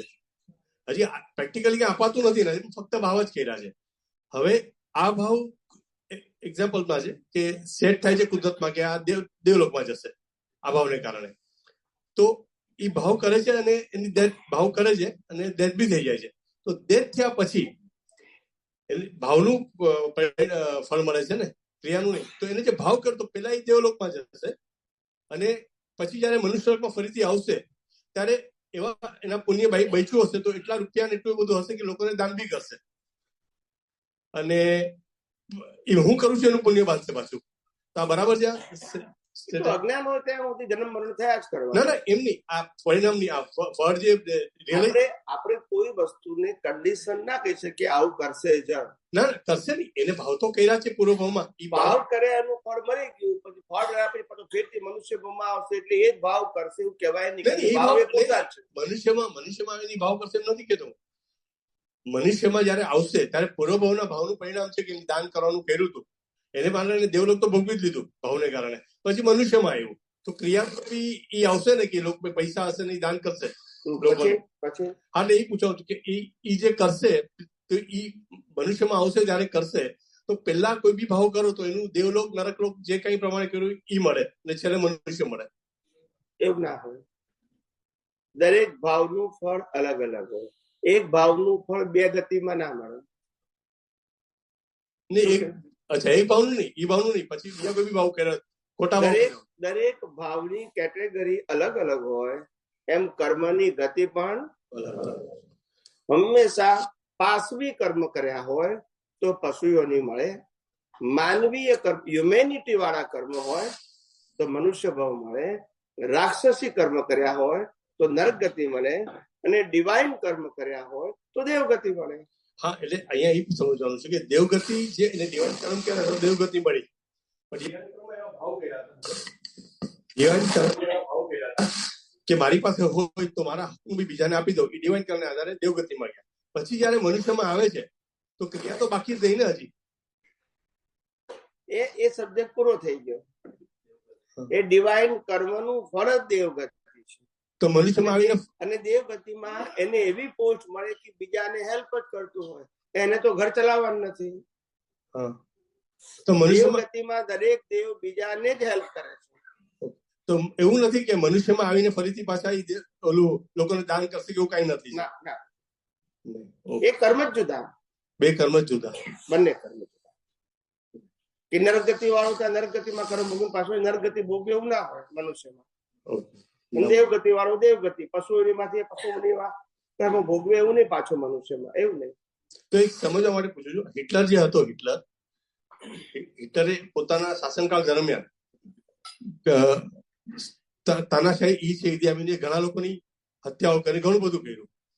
હવે ક્રિયા તો હમણાં થઈ નથી, પણ ભાવ તો પૂર્વમાં ગયા. તો જયારે એને ભાવ કર્યા જયારે હિટલરે કે જે એના પાછલા જન્મમાં, તો આટલા સેન્સિટિવ ને સર્વમુક્ત થઈ તાનાશા ભાવ કર્યા તો એને નરકગતિ પેલા નહીં મળી. એવું થયું, એવું કહે છે મનુષ્યમાં આવીને આટલું કૃત્ય કર્યું, એ શું હોઈ શકે એક્ઝેક્ટલી? ના, સમજાવ. હંમેશા પહેલો નક્કી કરો કે ભાવ ક્રિયાના આધારે નથી, ઇન્ટેન્શન ના આધારે.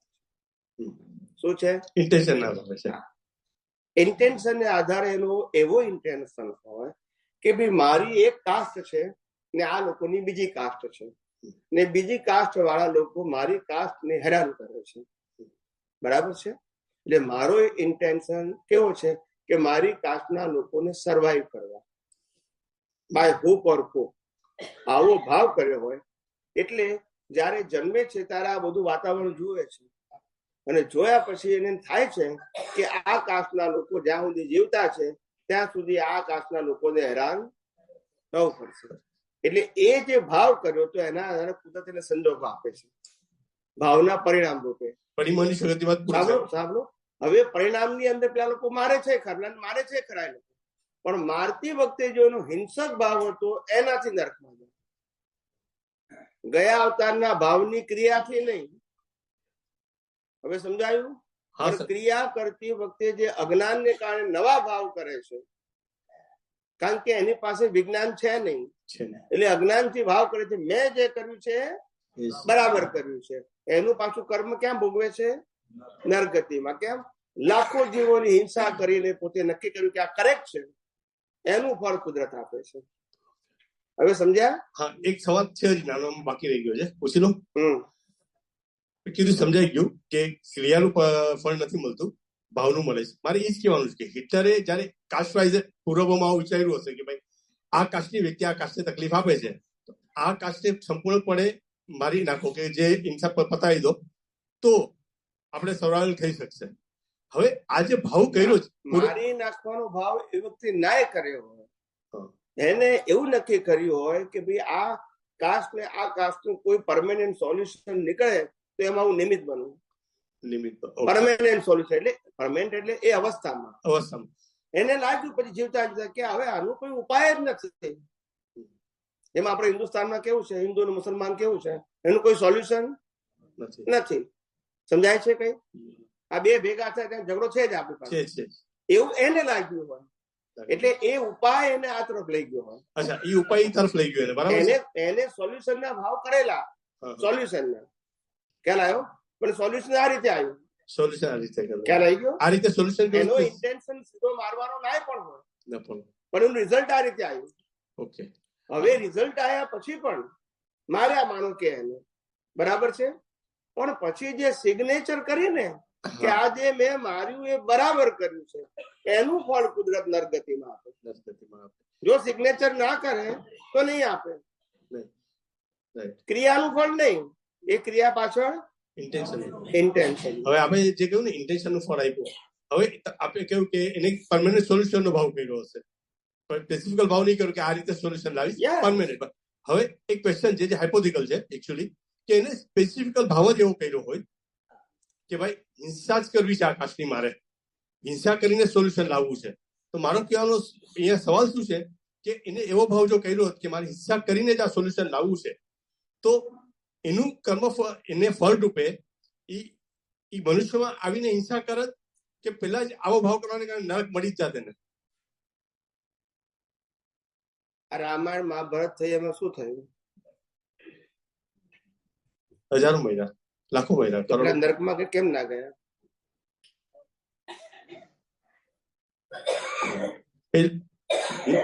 એનો ઉદય મારી નાખવાનો હતો તમારા કહેવા પ્રમાણે, કે પેલા નરકમાં જવા જોઈએ. હા, છતાં મોક્ષ થઈ ગયા. તો ઈ જન્મમાં એક તો સમજાવો નહીં સમજણ પડે, સમજાવું છું. ઇન્ટેન્શન શું કહેવાનું? Intention. Yes. Intention is not bad at the time of cause. ખ્યાલ આવ્યો? ઇન્ટેન્શન જે માણસ પોતાના અહંકારને કારણે લાખો માણસોને મારી નાખે એને બેડ ઇન્ટેન્શન કહેવાય. અહીંયા આગળ કમસે કમ એક જાતને બચાવવા માટે. બસ attitude is bad but intention is not bad. ગામની અંદર બારવટી આવતા હોય ને મેં પણ લીધું કે મારા ગામના લોકોની મા દીકરીઓની મિલકતની રક્ષા કરવા માટે મારે એ લોકોને મારવા, બરાબર છે ને? એ લોકોને બધાને મારી નાખે અને છેલ્લે એ પણ મરી જાય તો એના પાળિયા બાંધે. એને સમજાય છે? એને શેના માટે કર્યું છે? Intention is good, action is not good but intention is, that is the important thing. Perfect, બહુ ઝીણવટ વાળો પણ પરફેક્ટ બોલ્યું સોલ્યુશન, એકદમ રિમાર્કેબલ લાઈન હતી. ચાલો સમાપ્ત કરી દઉં છું. આરતીનો સમય છે. છેલ્લે પ્રાર્થના પૂરી દઈએ. હે અંતર્યામી પરમાત્મા, આપ દરેક જીવ માત્રમાં બિરાજમાન છે.